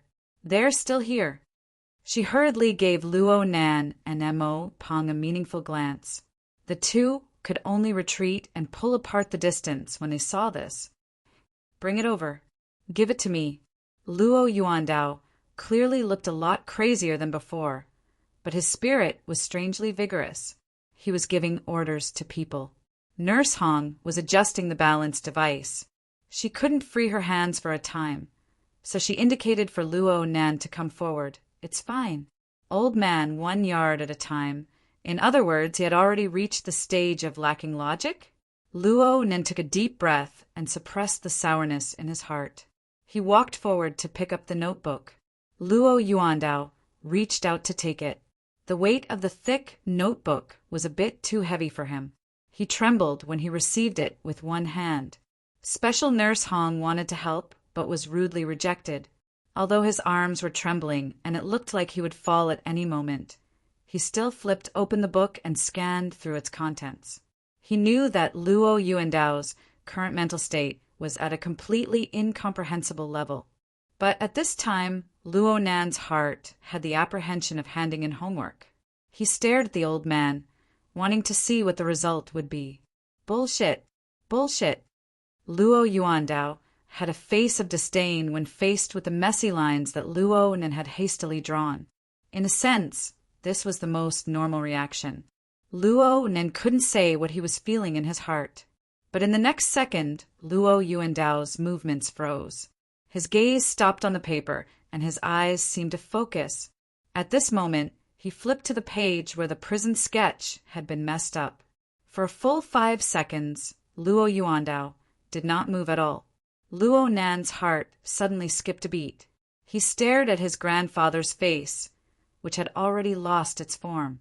Traces of weak flames of hope suddenly ignited within him. He leaned forward a bit, trying to see his grandfather's reaction a bit more clearly. Luo Yuandao cast a sidelong glance when he felt Luo Nan's movements. He suddenly said, "You've grown up." Luo Nan's heart thumped. He couldn't help but think, can he see it? He can understand. Luo Nan couldn't help but move forward again, but a withered arm pressed against his chest once more. Then Luo Nan saw a pair of crazed and ice-cold eyes. "You've come to kill me. Grandfather." Luo Nan's heart suddenly clenched, but he was pushed away by Luo Yuandao with great force. Luo Nan staggered and nearly fell down on the messy building blocks under his feet. Luo Yuandao was even more furious when he saw Luo Nan trampling on the building blocks. "My shrine! You're plundering my divine kingdom. My students, my employees, my technicians, my priests, my politicians. Mine. They're all mine." Luo Nan had just been supported by Mo Peng. He was stupefied on the spot when he heard this. But then he saw Luo Yuandao, who couldn't even stand stably, begin to move crazily. Luo Yuandao raised his leg and dropped it, completely kicking down the remaining 3 relatively intact building blocks. Nurse Hong saw that the situation was far from good. She had already injected a tranquilizer, but she couldn't control it for a while. "Grandfather! Grandfather!" Luo Nan and Mo Peng were both frightened and terrified. They didn't know how to react at all. Nurse Hong had already called for a doctor, but it was impossible for a doctor to appear instantly. Luo Yuandao kicked over all of his creations. Then he raised his head to the sky and howled with laughter. "Fire! Fire! Let the flames burn! Burn through the darkness of this cloak. A new god will step on the bones of an old god to ascend the throne. Come, come, let's see who's the master of the universe." Luo Nan's malevolent and terrifying figure was like a giant hammer. It rumbled and smashed against Luo Nan and Mo Peng's hearts. In the end, the 2 of them were only 15 or 16-year-old youths. They wanted to help, but they were afraid of causing trouble when faced with this sort of scene. They were at a loss for a time. Finally, the doctor rushed over. Behind him were actually Mo Haihang and Luo Shuqing. And at this time, the 2 of them didn't know what to say. They just moved out of the ward like puppets, standing stupidly and waiting. At this time, it could be said that every second felt like a year. Actually, it didn't take long. 10 minutes at most. Luo Shuqing walked out of the ward. She faced the 2 people who were still in a stupefied state and laughed. "It's nothing. Old people are often like this. They just talk a bit more." Luo Shuqing's relaxed attitude made Luo Nan and Mo Peng feel much better. They wanted to ask about the situation in detail, but they didn't know where to start. Luo Shuqing looked at her watch. "It's getting late. It's also time for your grandfather to rest. Let's go eat first. The food here is pretty good. Oh, right. Your grandfather should be taking a walk outside at 4 o'clock in the afternoon. Do you guys want to accompany him?" "Okay." Luo Nan immediately agreed, but then he was a bit worried. "If I'm here, will he? Who do you think you are?" Luo Shuqing laughed again. Then she let out a breath and looked at Mo Peng. Actually, Mo Peng wasn't quite willing to throw his precious weekend time in the mental hospital, but Luo Nan had made it clear he could only shut his mouth. At most, he would play a few more rounds of 10 days in the wilderness. Yeah, If he could pull Luo Nen over to fight, he could crush him a few dozen times in a row. That would be even better. Luo Shuqing laughed. Then it's decided. All right. When I was consulting with the doctor just now, he recommended a deep sleep nutrition pod. It can ease the mood and reduce stress. Let's go try it out as a family. We can also finish our afternoon break on the way. Chapter 89. No matter what the two youngsters thought, Luo Shuqing and her husband, the always rational Dr. Mo Haiheng, were all excited about the health pod. After lunch, they brought the two youngsters to a side building of the sanatorium. Though Luo Nan and Mo Peng seemed to yield on the surface, they were planning in private. They would firmly oppose if they really had to fork out the money. They couldn't let the two elders be fooled. The so-called health pod was arranged quite like that. It was an individual room layout, and each room had specialized nursing staff. It didn't look like a nap, but more like a high-standard spa. In this day and age, as long as human resources were involved, a high price could be casually called out. Mo Peng's eyes lit up when he saw the sweet smile on the young nurse's face. He had long forgotten about the fooling problem. He was practically impatient to go in and experience it. Luo Shuqing had already booked 4 rooms in a row. They each chose one and went in. Luo Nan and Mo Peng were next to each other. Luo Nan's sensing range just so happened to cover the neighboring room. He heard Mo Peng ask shyly, "Do you want to take off your clothes?" Oh. Luo Nan was too lazy to pay attention to the other side. Right now in his room, the beautiful nurse was explaining the various benefits and basic operations of the health pod to him as part of the service. Luo Nan treated this as an advertisement and forgot about it. He was more interested in the health pod itself. Perhaps it was due to the imprint left behind by his special birth experiences, but Luo Nan had a special feeling towards health pods and health pods. It wasn't a feeling of liking or loathing. It was a kind of trance from deep memories. When a health pod was placed in front of him, it was like a hypnotist setting up a suggestion. It would push him into the deep and chaotic deep memory zone. The feeling was very complicated and chaotic, but he didn't hate it. Really. Luo Nan followed the nurse's instructions and entered the pod. The lid closed and soft and soothing music sounded. It was still like the faint scent of flowers, faintly discernible. Everything proceeded according to the normal procedure. The lid, made of special materials, gradually turned from transparent to blurry, slowly cutting off the light from the outside world. Luo Nan closed his eyes, thinking that an afternoon nap like this wasn't bad. But he suddenly opened his eyes 7 or 8 seconds later. Something's wrong. The smell inside isn't right. Luo Nan reflexively went to press the open button inside the cabin. A muffled sound was heard at this time. Someone was lightly tapping the health pod's panel. The hatch cover turned from fuzzy to transparent once more. But Luo Nan reacted quickly, and the hatch cover flipped up. The person outside let out a cry, nearly having his arm pinched. Luo Nan suddenly sat up. On the mental plane, the heavily chained crow buzzed as if it wanted to come out. This was where his strongest power lay. However, at this moment, he came face to face with the person outside the cabin. The beautiful nurse had already disappeared. At this time, standing outside the cabin was a young doctor wearing a white coat and glasses. He looked quite elegant. If he spoke less, perhaps he would give people a better impression. Are kids nowadays all so impatient? The young doctor rotated his arms symbolically and coughed once. He adopted a very proper and serious attitude.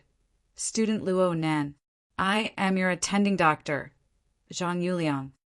Luo Nan stared coldly at him at first, but gradually the image of this young doctor, who was pretending to be serious, overlapped with a certain person in his memories. It made Luo Nan a bit uncertain. It wasn't until the doctor finished his self-introduction and Luo Nan saw the nameplate on his chest that Luo Nan made a probing judgment. You are...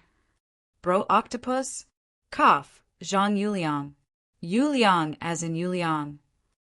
The more the young doctor spoke, the more certain Luo Nan was. He let out a breath and relaxed, but he couldn't help but want to laugh. On the night of the 28th, it was this young aptitude user who was wearing a funny t-shirt with a cartoon octopus. While he was laughing and joking, he showed his exquisite ability to make hallucinogens and turn dozens of people in the room into stupid pigs with confused minds. And now he was wearing a classic white coat and a pair of gold-rimmed glasses. It was as if he was 10 years older in an instant. At first glance, he looked like a highly educated professional doctor, but the hip-hop flavor that was carved into his bones, along with the deliberate movement of his eyebrows, broke through the false shell in the blink of an eye. Luo Nan was most familiar with this side of him. "Hey, hello, bro octopus." Luo Nan was still thinking about Octopus's superb drug concoction methods.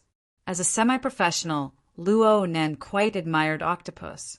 In addition, an outstanding master of hallucinogens was working as a doctor in a mental sanatorium.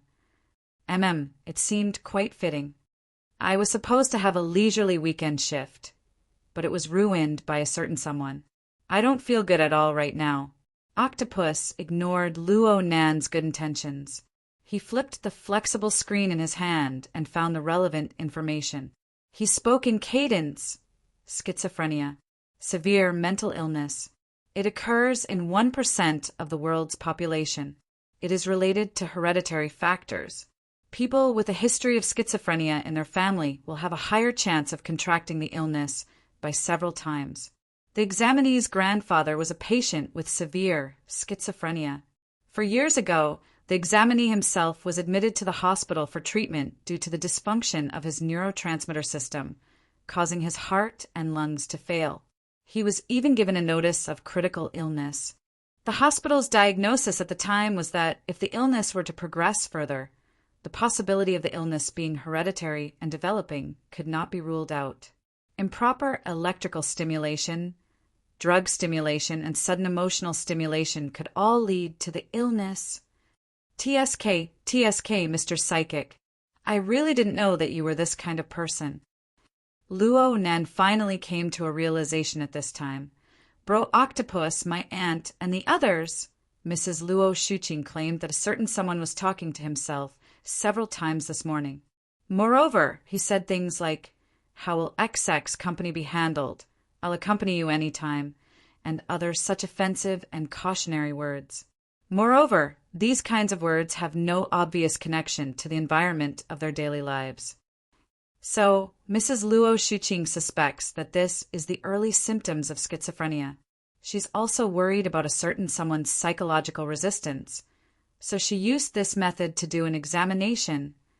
It's a pity that our sanatorium's high-end health pod was used as an anesthetic. Luo Nan didn't know what to say for a time, but he soon came to a realization. My aunt and the others definitely wouldn't have been able to think of this convoluted idea. Octopus spread his hands. Isn't it the duty of a qualified doctor to solve the problems of patients and their families? Moreover, this health pod can perform brain imaging. It's very convenient. He looked at his watch. Your family's elders are about to arrive. Are you going to explain things to them, or are you going to obediently lie down and put on a show? Luo Nan laughed bitterly. He immediately lay down and closed his eyes. A smart choice. All right, I won't violate the taboo of the society and scan your body structure. I'll just use a fake to deal with it. I'll have to trouble Bro Octopus. The lid of the pod closed up once more, isolating the outside world's light. But in reality, Luo Nan was still able to sense the outside world's environment. He was able to see his aunt and uncle push open the door and walk in. From head to toe, their expressions were filled with seriousness, caution, and worry. Chapter 90. Luo Nan maintained his absent-minded state all the way until Octopus opened the health pod. It's not easy to fool them. They are half experts in this field. Octopus took off his decorative glasses and fanned himself with a flexible screen to express his feelings of hardship. It's over for the time being. They only said that the symptoms were not obvious at the moment and did not dare to deny it completely. Otherwise, they would definitely take him to another hospital. All right, I admit that it's not safe even now. Be prepared. That's right. Luo Nan was a bit at a loss. How could he prepare for this? In the days to come, he would be treated as a schizophrenic by his aunt and uncle? Octopus saw Luo Nan's depressed mood and chuckled. Don't get tangled up. In a certain sense, they weren't wrong. From a certain perspective, every ability user has schizophrenia. Luo Nan raised his head in shock. That's not what I said. It's President Ouyang's wise opinion. Ouyang Qin, do you know President Ouyang? Yes, the one who invented the hexa-ear. Yes, that's him. He was the one and only registered extraordinaire in the Xia City Society. He started with the mental enhancement, and he was the absolute authority in this field. You're also a spiritually enhanced type. You can learn from him later. Octopus clearly admired President Ouyang very much. He gave Luo Nan an introduction before saying, President Ouyang once said that as an ability user, we often need a set of logic in the normal world and another set of logic in the inner world. Moreover, every awakened should also have their own set of logic. The logic of the normal world helps you avoid making a joke out of your basic daily life. It allows you to act according to the rules of law and morals. It also teaches you simple principles of socializing and working, allowing you to become a normal human being. Luo Nan went, "Oh!" He discovered that this definition was very similar to the social format. Of course, any sociological theory would have similar concepts. As for the inner world logic, it's the logic of a small circle of ability users. Things like revering strength, focusing on one's own strength, and using one's abilities to differentiate between superior and inferior classes. Originally, it was very simple. He just had to fool around in his own circle, like the MMA association. But the problem is that the inner world has a strong influence on the normal world. This causes the logic of the inner world to distort the logic of the real world. Well, isn't it like schizophrenia? Or should I say, the epitome of all mental illness? Luo Nan nodded. It's a bit similar. Of course they look alike. If there is a difference, it is that psychopaths cannot use their logic to affect reality. Their logic is illusory, fragile, and absurd. But we can, and our logic has become the rule that a considerable number of people must recognize. Octopus made a horizontal gesture. If we were to apply this principle to self-logic, remember, President Ouyang suggested that every awakened should have a set of self-logic. Luo Nan inexplicably sucked in a breath. He felt a certain feeling of déjà vu. It was like a gradually rising tide, flooding his chest, his nose, and his head. Octopus continued, the so-called self-logic is a set of self-consistent theories that ability users use to explain their own abilities, as long as you can form a complete logical chain from beginning to end, and can actually verify it, then no matter how ridiculous it is, it's possible. Just like those madmen in the secret orders. Their actions are absurd, but it doesn't affect their strength. It's because they have an internal logic and use this logic to successfully distort the external world. We can also give an example. Your grandfather, Mr. Luo Yuandao, is that okay? Luo Nan was silent. Octopus continued to speak like this. I've seen your grandfather's symptoms, disregarding the pathological changes in his nervous system. He is the typical manifestation of self-logic being unable to defeat external logic. If he really does possess an extremely powerful strength that can affect the entire universe, then he is correct. It is appropriate to say that he is the center of the universe, the truth of the world. But in reality, it is impossible to possess this level of strength. Therefore, us ability users cannot fall into delusions. We must abide by reality. We must ponder and revise our internal logic according to our true level of strength. This is so that our logic can be perfectly realized in the external world. Octopus was a bit tired from speaking so much in a single breath.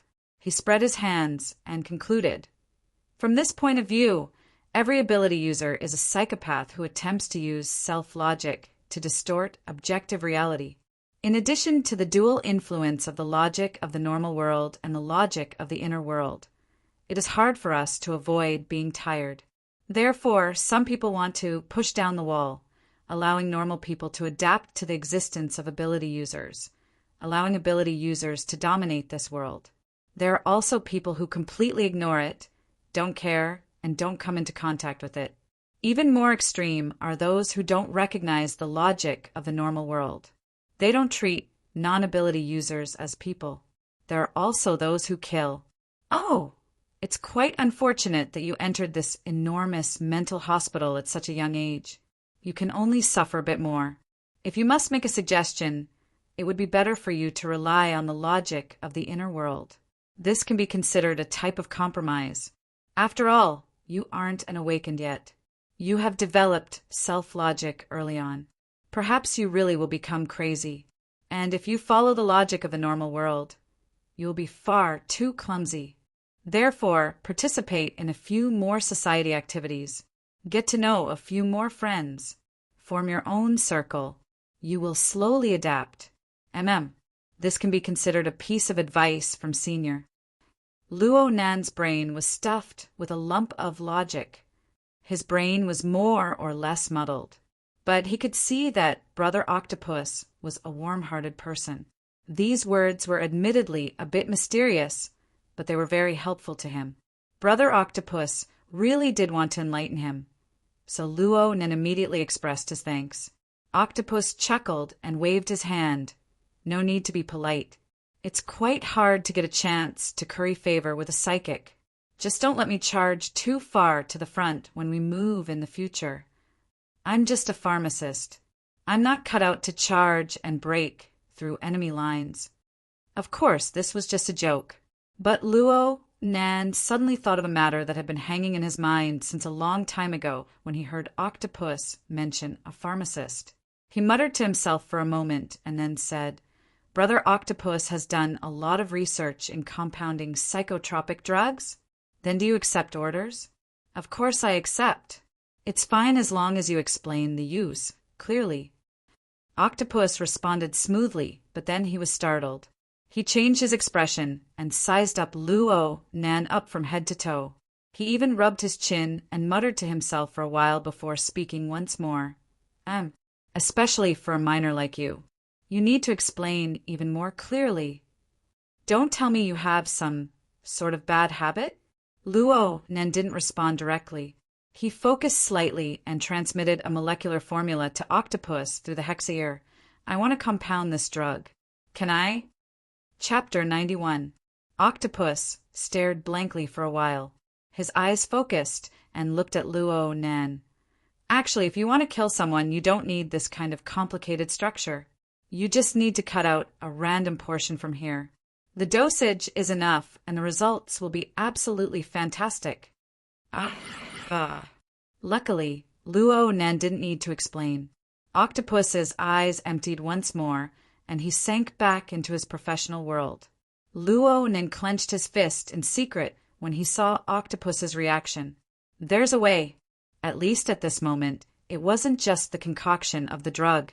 The principles and effects of the drug were worth serious research by professionals. This was undoubtedly the best news for Luo Nan. He directly shared the molecular formula with Octopus. Didn't he want to obtain a similar result? A notification sound came from the nourishment chamber at this time. It was time for the preset nap time. Luo Nan didn't want to disturb Octopus's train of thought, but he thought that his uncle and aunt would be coming soon. He couldn't help but urge, Bro Octopus, give me a clear answer. Can you do it or not? If you can, I'll give you the dosage and everything else.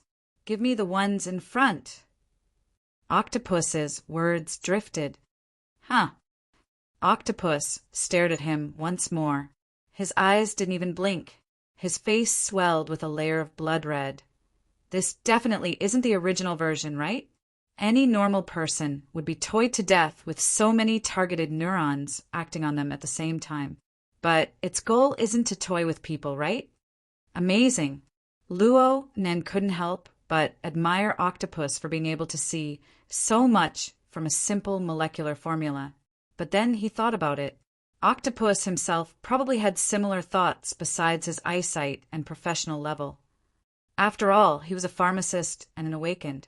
Luo Nen really didn't know whether he should be anxious or proud when he saw Octopus's reaction.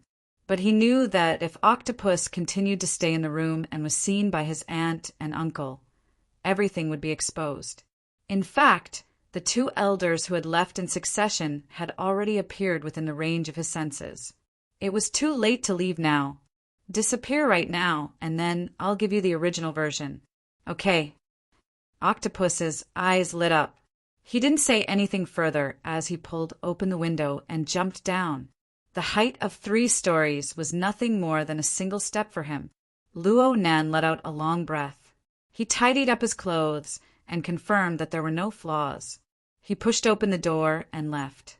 Mrs. Luo Shuqing was just about to knock on the door when she was startled by Luo Nan's action of opening the door.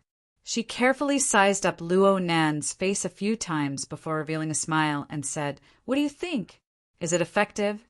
It's all right, but there's no need to buy it specifically." Luo Nan began to act with his aunt. To be honest, his acting skills were terrible.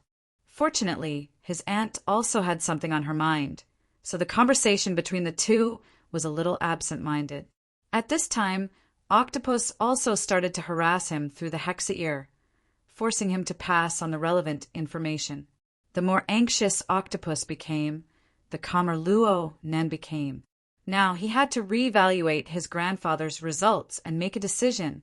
A chaotic weekend afternoon began. Actually, the afternoon passed by very quickly. After the nap, Luo Nan and Mo Peng played a few rounds of 10 days in the wilderness. Then it was time for Luo Yuandao to go out for a walk every day.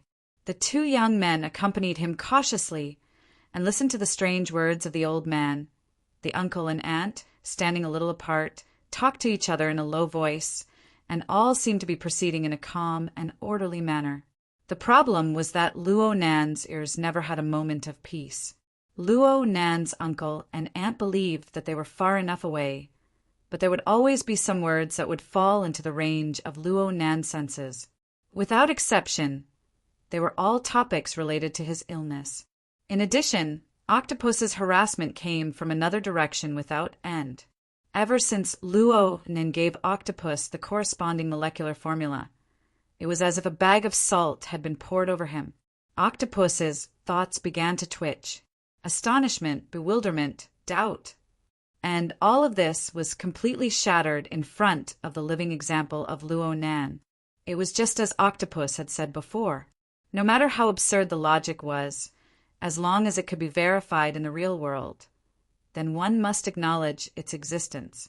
At this time, Octopus was sitting in the laboratory, trying to mix drugs while sighing and groaning at Luo Nan. When I see the first step, I feel that I'm an idiot. When I see the last step, I feel that I'm a madman. But when the first step and the last step are put together, I can fucking say, "We're all trash. Give me another one. Just give me one more of the prerequisites you mentioned. I need to verify my train of thought. Don't give it to me yet. My logic is about to explode. My God, how could I have thought of this step? Neuronal structure mutation, growth and proliferation, retrogressive inhibition, and even withdrawal reactions. Everything is in place. Even if I had a brain hologram in front of me, I wouldn't be able to calculate it. This is the entire flow of time. This simply isn't the result a human should have. It doesn't matter if it was created or consumed." When Luo Nan first heard these words, he was nearly unable to suppress his excitement and pride. But slowly, these impassioned emotions melted away one by one from the weak and strange movements of his grandfather's body. What meaning did these praises have from his grandfather's perspective? Would this old man, who lived his life sealed within his logic, be able to feel a moment of joy even if he were to add all the honor and prestige he should have? Even looking at it from the most realistic of perspectives, the sanatorium had opened up all-day visitation to an old man whose condition was deteriorating. This was not good news at all. This was no different from giving up on treatment. Luo Nen gazed at the side of the old man's withered face. Every word and action of the old man this day flowed and permeated the bottom of Luo Nan's heart. An idea grew clearer and clearer from within. The sky gradually turned dark, and the all-day visitation came to an end. The family prepared to return to the city. Luo Nen asked Octopus about the drug through the Hexa ear at this time. Octopus took charge of everything. The society has a specialized express delivery channel. It is absolutely safe and convenient. Starting tomorrow, I can supply a fixed quantity. Then I'll have to thank Brother Octopus. This is nothing. Compared to the value of the 2 molecular formulas, this amount is a drop in the ocean. Octopus was still in a state of eagerness. Oh, right. I want to write a paper based on the molecular formulas during this time.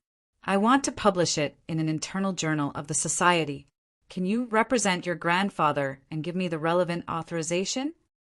Luo Nan's heart palpitated with excitement as soon as these words came out. He knew very well that he didn't have the ability to further research and explain his grandfather's theory at this stage. Then, someone who could replace him in all this and give his grandfather the reputation he deserved was one of the best choices. Octopus's level in drug compounding was outstanding. He didn't have any sinister thoughts. It was very pleasant to talk to. He was an extremely good candidate. Chapter 92. After all, Luo Nan had learned from Yan Hong's mistakes and had considered the problem of plagiarism. But the Wilderness Explorers Society wasn't the academic world after all. This place didn't seem to have the soil for academic competition and competition. Instead, practical results were more important. Plus, the status of psychics was transcendent given the current special circumstances. As long as he stood there and displayed his usefulness, no one would be able to deprive his grandfather of his achievements. After some consideration, Luo Nan decided to trust Octopus. He simply replied, "Okay." Octopus immediately laughed heartily. "Excellent. I'll prepare the power of attorney. The society will use the same format, and there will be 2 notaries. Each of us will choose one. Who are you going to choose? Your secretary?" Luo Nan finally felt completely at ease after hearing Octopus take the initiative to talk about this.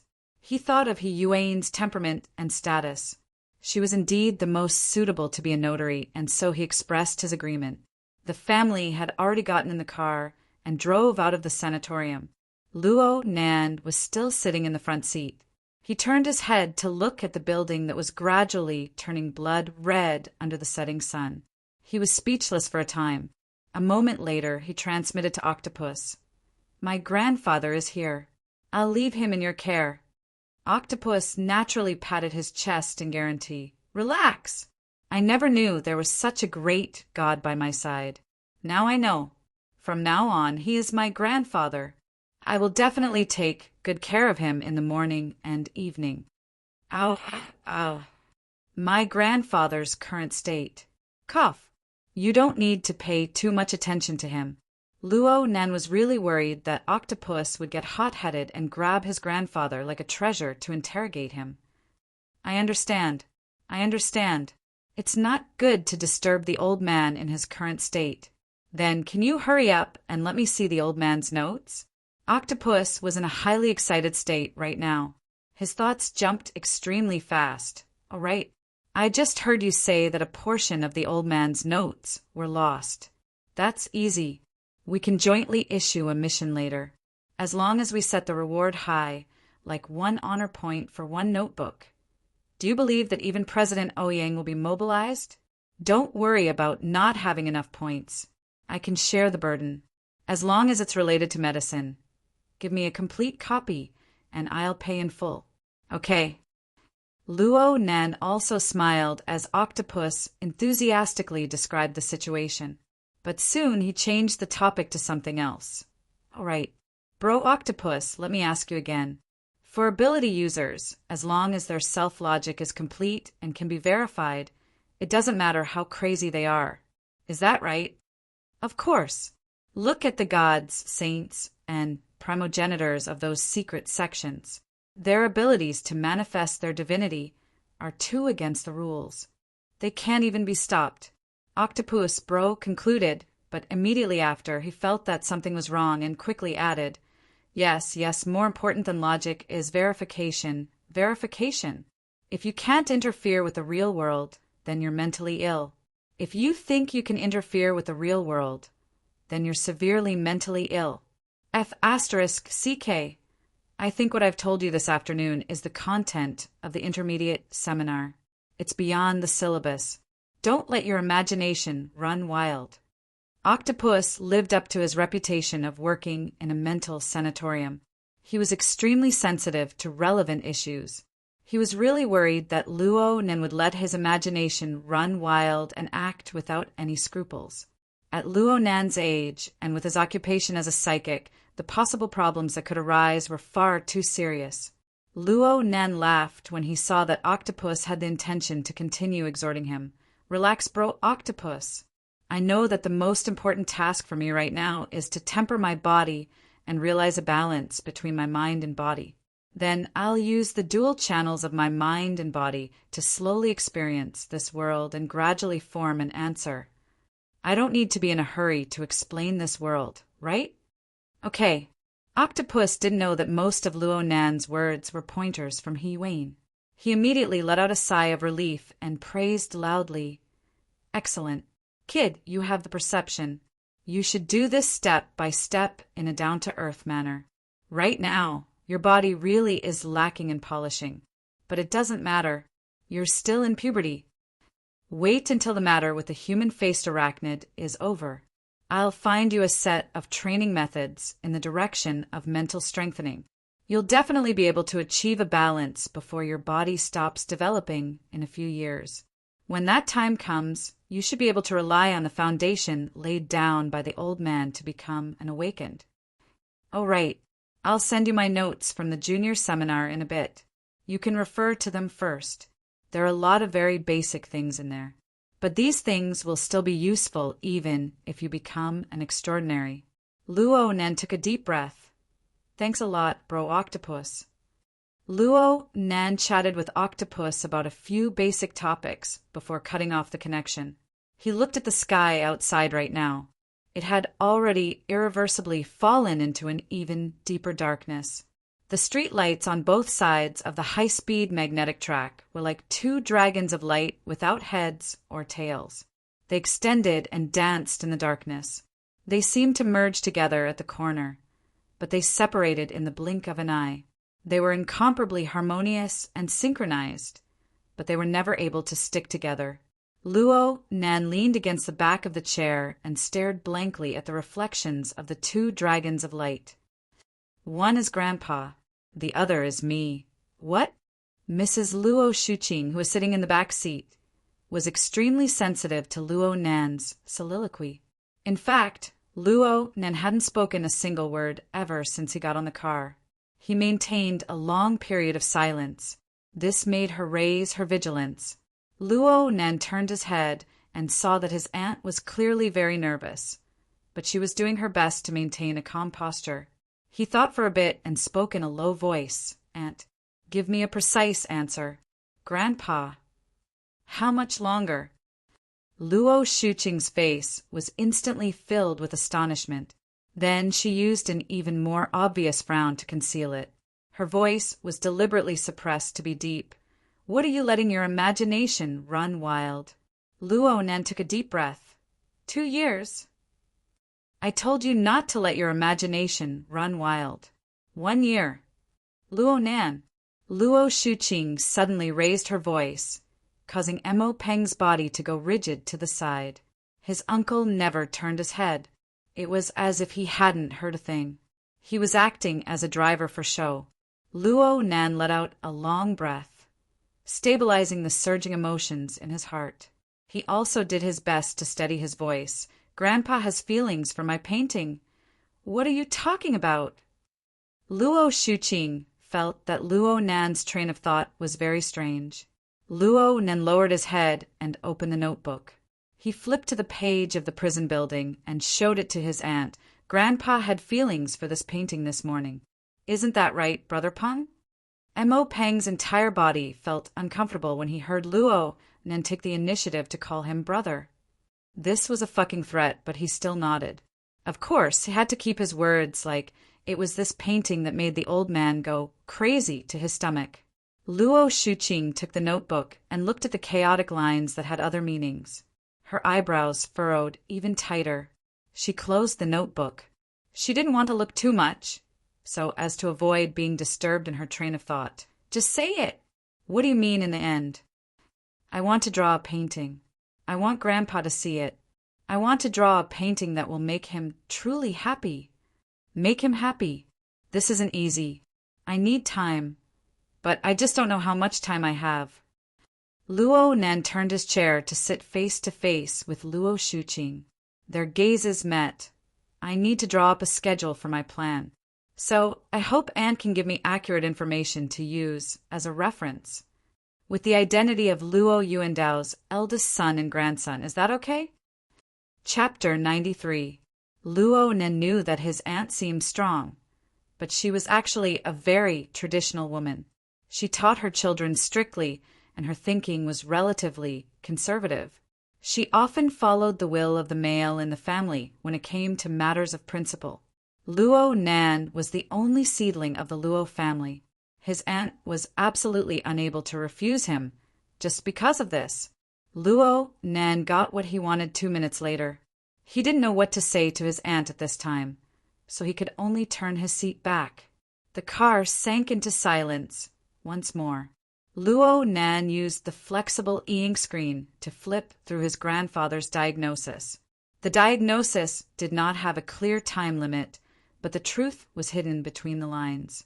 Luo Yuandao had multiple organ failure due to the many complications caused by the pathological changes to his nervous system. He was already in an extremely dangerous stage. In fact, he was completely relying on medicine and equipment to support himself. From the doctor's perspective, it was already a miracle that this old man could walk, talk, and lose his temper. But the strong stimulation of medicine would eventually be unable to resist the exhaustion of the essence of life. No one knew when this balance would tilt. Perhaps the old man's tolerance to a certain medicine would increase by a bit, and this balance would be broken. Then everything would be irreparable. If everything was simplified, it could be summed up in 2 words. At any time. Unexpectedly, Luo Nan wasn't that surprised. It was as if this was how things should be. The Hexa-ear sent another message. It was still Octopus. Octopus sent over his study notes from back in the day. The notes were all the key information he recorded when he participated in the Society's elementary research classes. There was a set of fundamental theories that tempered the mind and the fleshly body. They were very classical and practical. Octopus sent them over naturally, meant to point Luo Nan in the right direction. Luo Nan skimmed 10 lines at a glance. He roughly flipped through the notes and stored them in the Hexa-ear's personal folder. He wasn't going to look at them in detail. His body leaned back against the back of the chair. His gaze once again looked at the parallel light dragons outside the window. Although the light dragons had the same trajectory, they would never converge. This was inevitable according to the rational rules of the normal world. It was just like how his grandfather, a schizophrenic, couldn't truly understand him when he drew a picture with the thinking of a normal person. Luo Nan spent a lot of time trying to use normal people's logic to interpret his grandfather's theories over the past 5 years. He explained it to normal people and even convinced them. But now he understood. His grandfather's logic completely broke away from the dimensions of normal people. What did the honor and justice of the world have to do with him?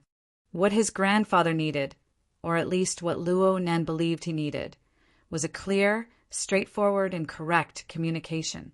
That was the beginning of everything. The first was logic. Luo Yuandao's logic was classical. His formatting theory was a form similar to primitive philosophy. He advocated the nesting of self-format, social format, and heaven and earth format. This kind of nesting was not from the outside to the inside, from the material to the spirit.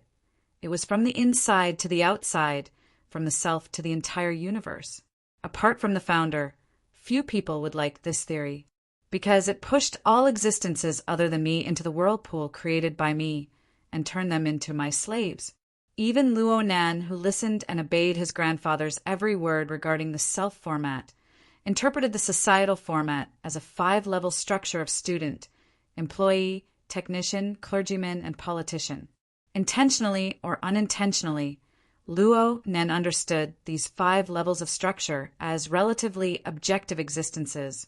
The social format was viewed as a set of undiscovered formulas, an undefined model, and the collective creation of a certain human society. This was essentially no different from most of the sociological theories on the market. In fact, it was even worse. It was just as M.O. Peng, who excelled in all 7 subjects, had said, where was the standard? Luo Nan heard a clear and insane answer to this question from his grandfather's roar. Mine. All of it is mine. My student, my employee, my technician, my clergyman, my politician. Selfish and arrogant to the point of making one nauseous. Extreme to the point of making one tremble. But Luo Nan was able to find a complete and clear thread of logic from within when he eliminated these unnecessary emotions. Luo Nan flipped through the notebook, flipping to the page on the prison building. He flipped to the page on which the wraith sign was derived. These were the 2 psychic diagrams he had left on the paper. Then he flipped back. He opened the flexible e-ink screen and entered the interface of the drawing software. There should be one more here. He had drawn the 3rd psychic diagram on the night of the 28th, which was like a muddy river. However, there was no one inside. Instead, he long pressed to open the 2nd interface of the software. It really was like a muddy river had flowed through here. Then could he understand it this way? The psychic diagram had already been added in this way? The psychic diagram was personally drawn by Luo Nan. Naturally, he knew what it symbolized. The muddy river water was the muddy flow of emotions held by the human-faced arachnid. It was formed from the convergence of the corresponding emotions of countless humans. Practically no one was able to escape from this dusky muddy water. And within this muddy flow, the human-faced arachnid carried out its hunt. Luo Nan stared the 5-story tower structure. The sketches of human figures were densely packed inside. Admittedly, they were arranged neatly like playing cards, but they were inexplicably an eyesore. He subconsciously trembled for a bit, as if he was going through a sieve. In an instant, the muddy flow of the interface became even more chaotic. It was as if an invisible giant hand was stirring. More importantly, the several hundred playing cards didn't follow the previous interface function of shuffling. Instead, they were scattered in all directions. The thousands of human figures on them were like drowning passengers on a capsized ship. They poured out from the 5-story tower structure, struggling, drifting, and twisting within the muddy flow. Luo Nan calmly looked at all of this and came to a conclusion. Everyone is struggling within the muddy flow of emotions. Simple depictions and replications are of no significance to the society's format. I believe that classifying and placing them is useless. What is truly meaningful, his gaze cast onto the 5-story tower structure of the interface's main body. It was already completely empty inside. No, there were exceptions. There were 2 people on the lowest student level. Luo Nan had quite a deep memory of one of them. It was a gift that he had drawn not even 2 days ago. A certain man was waving his arm with one hand, and his other hand was wrapped around someone's shoulder. He seemed deranged, yet he seemed unafraid. It was Xie Junping in an explosive state. The other one was a fish. It looked very lively as it spiraled and swam in the muddy water. In fact, it never crossed the boundaries of the student level. Luo Nan stared at the outline of this fish that seemed to have been casually drawn. He used his finger to gesture a few more times and confirmed its origin. Within the 3rd psychic diagram, it was one of the many ability users who used the fish-style depiction. Its corresponding target was cat eyes. That was not all. Looking up from the student level and across the empty staff level There was a strange symbol floating in the technician level.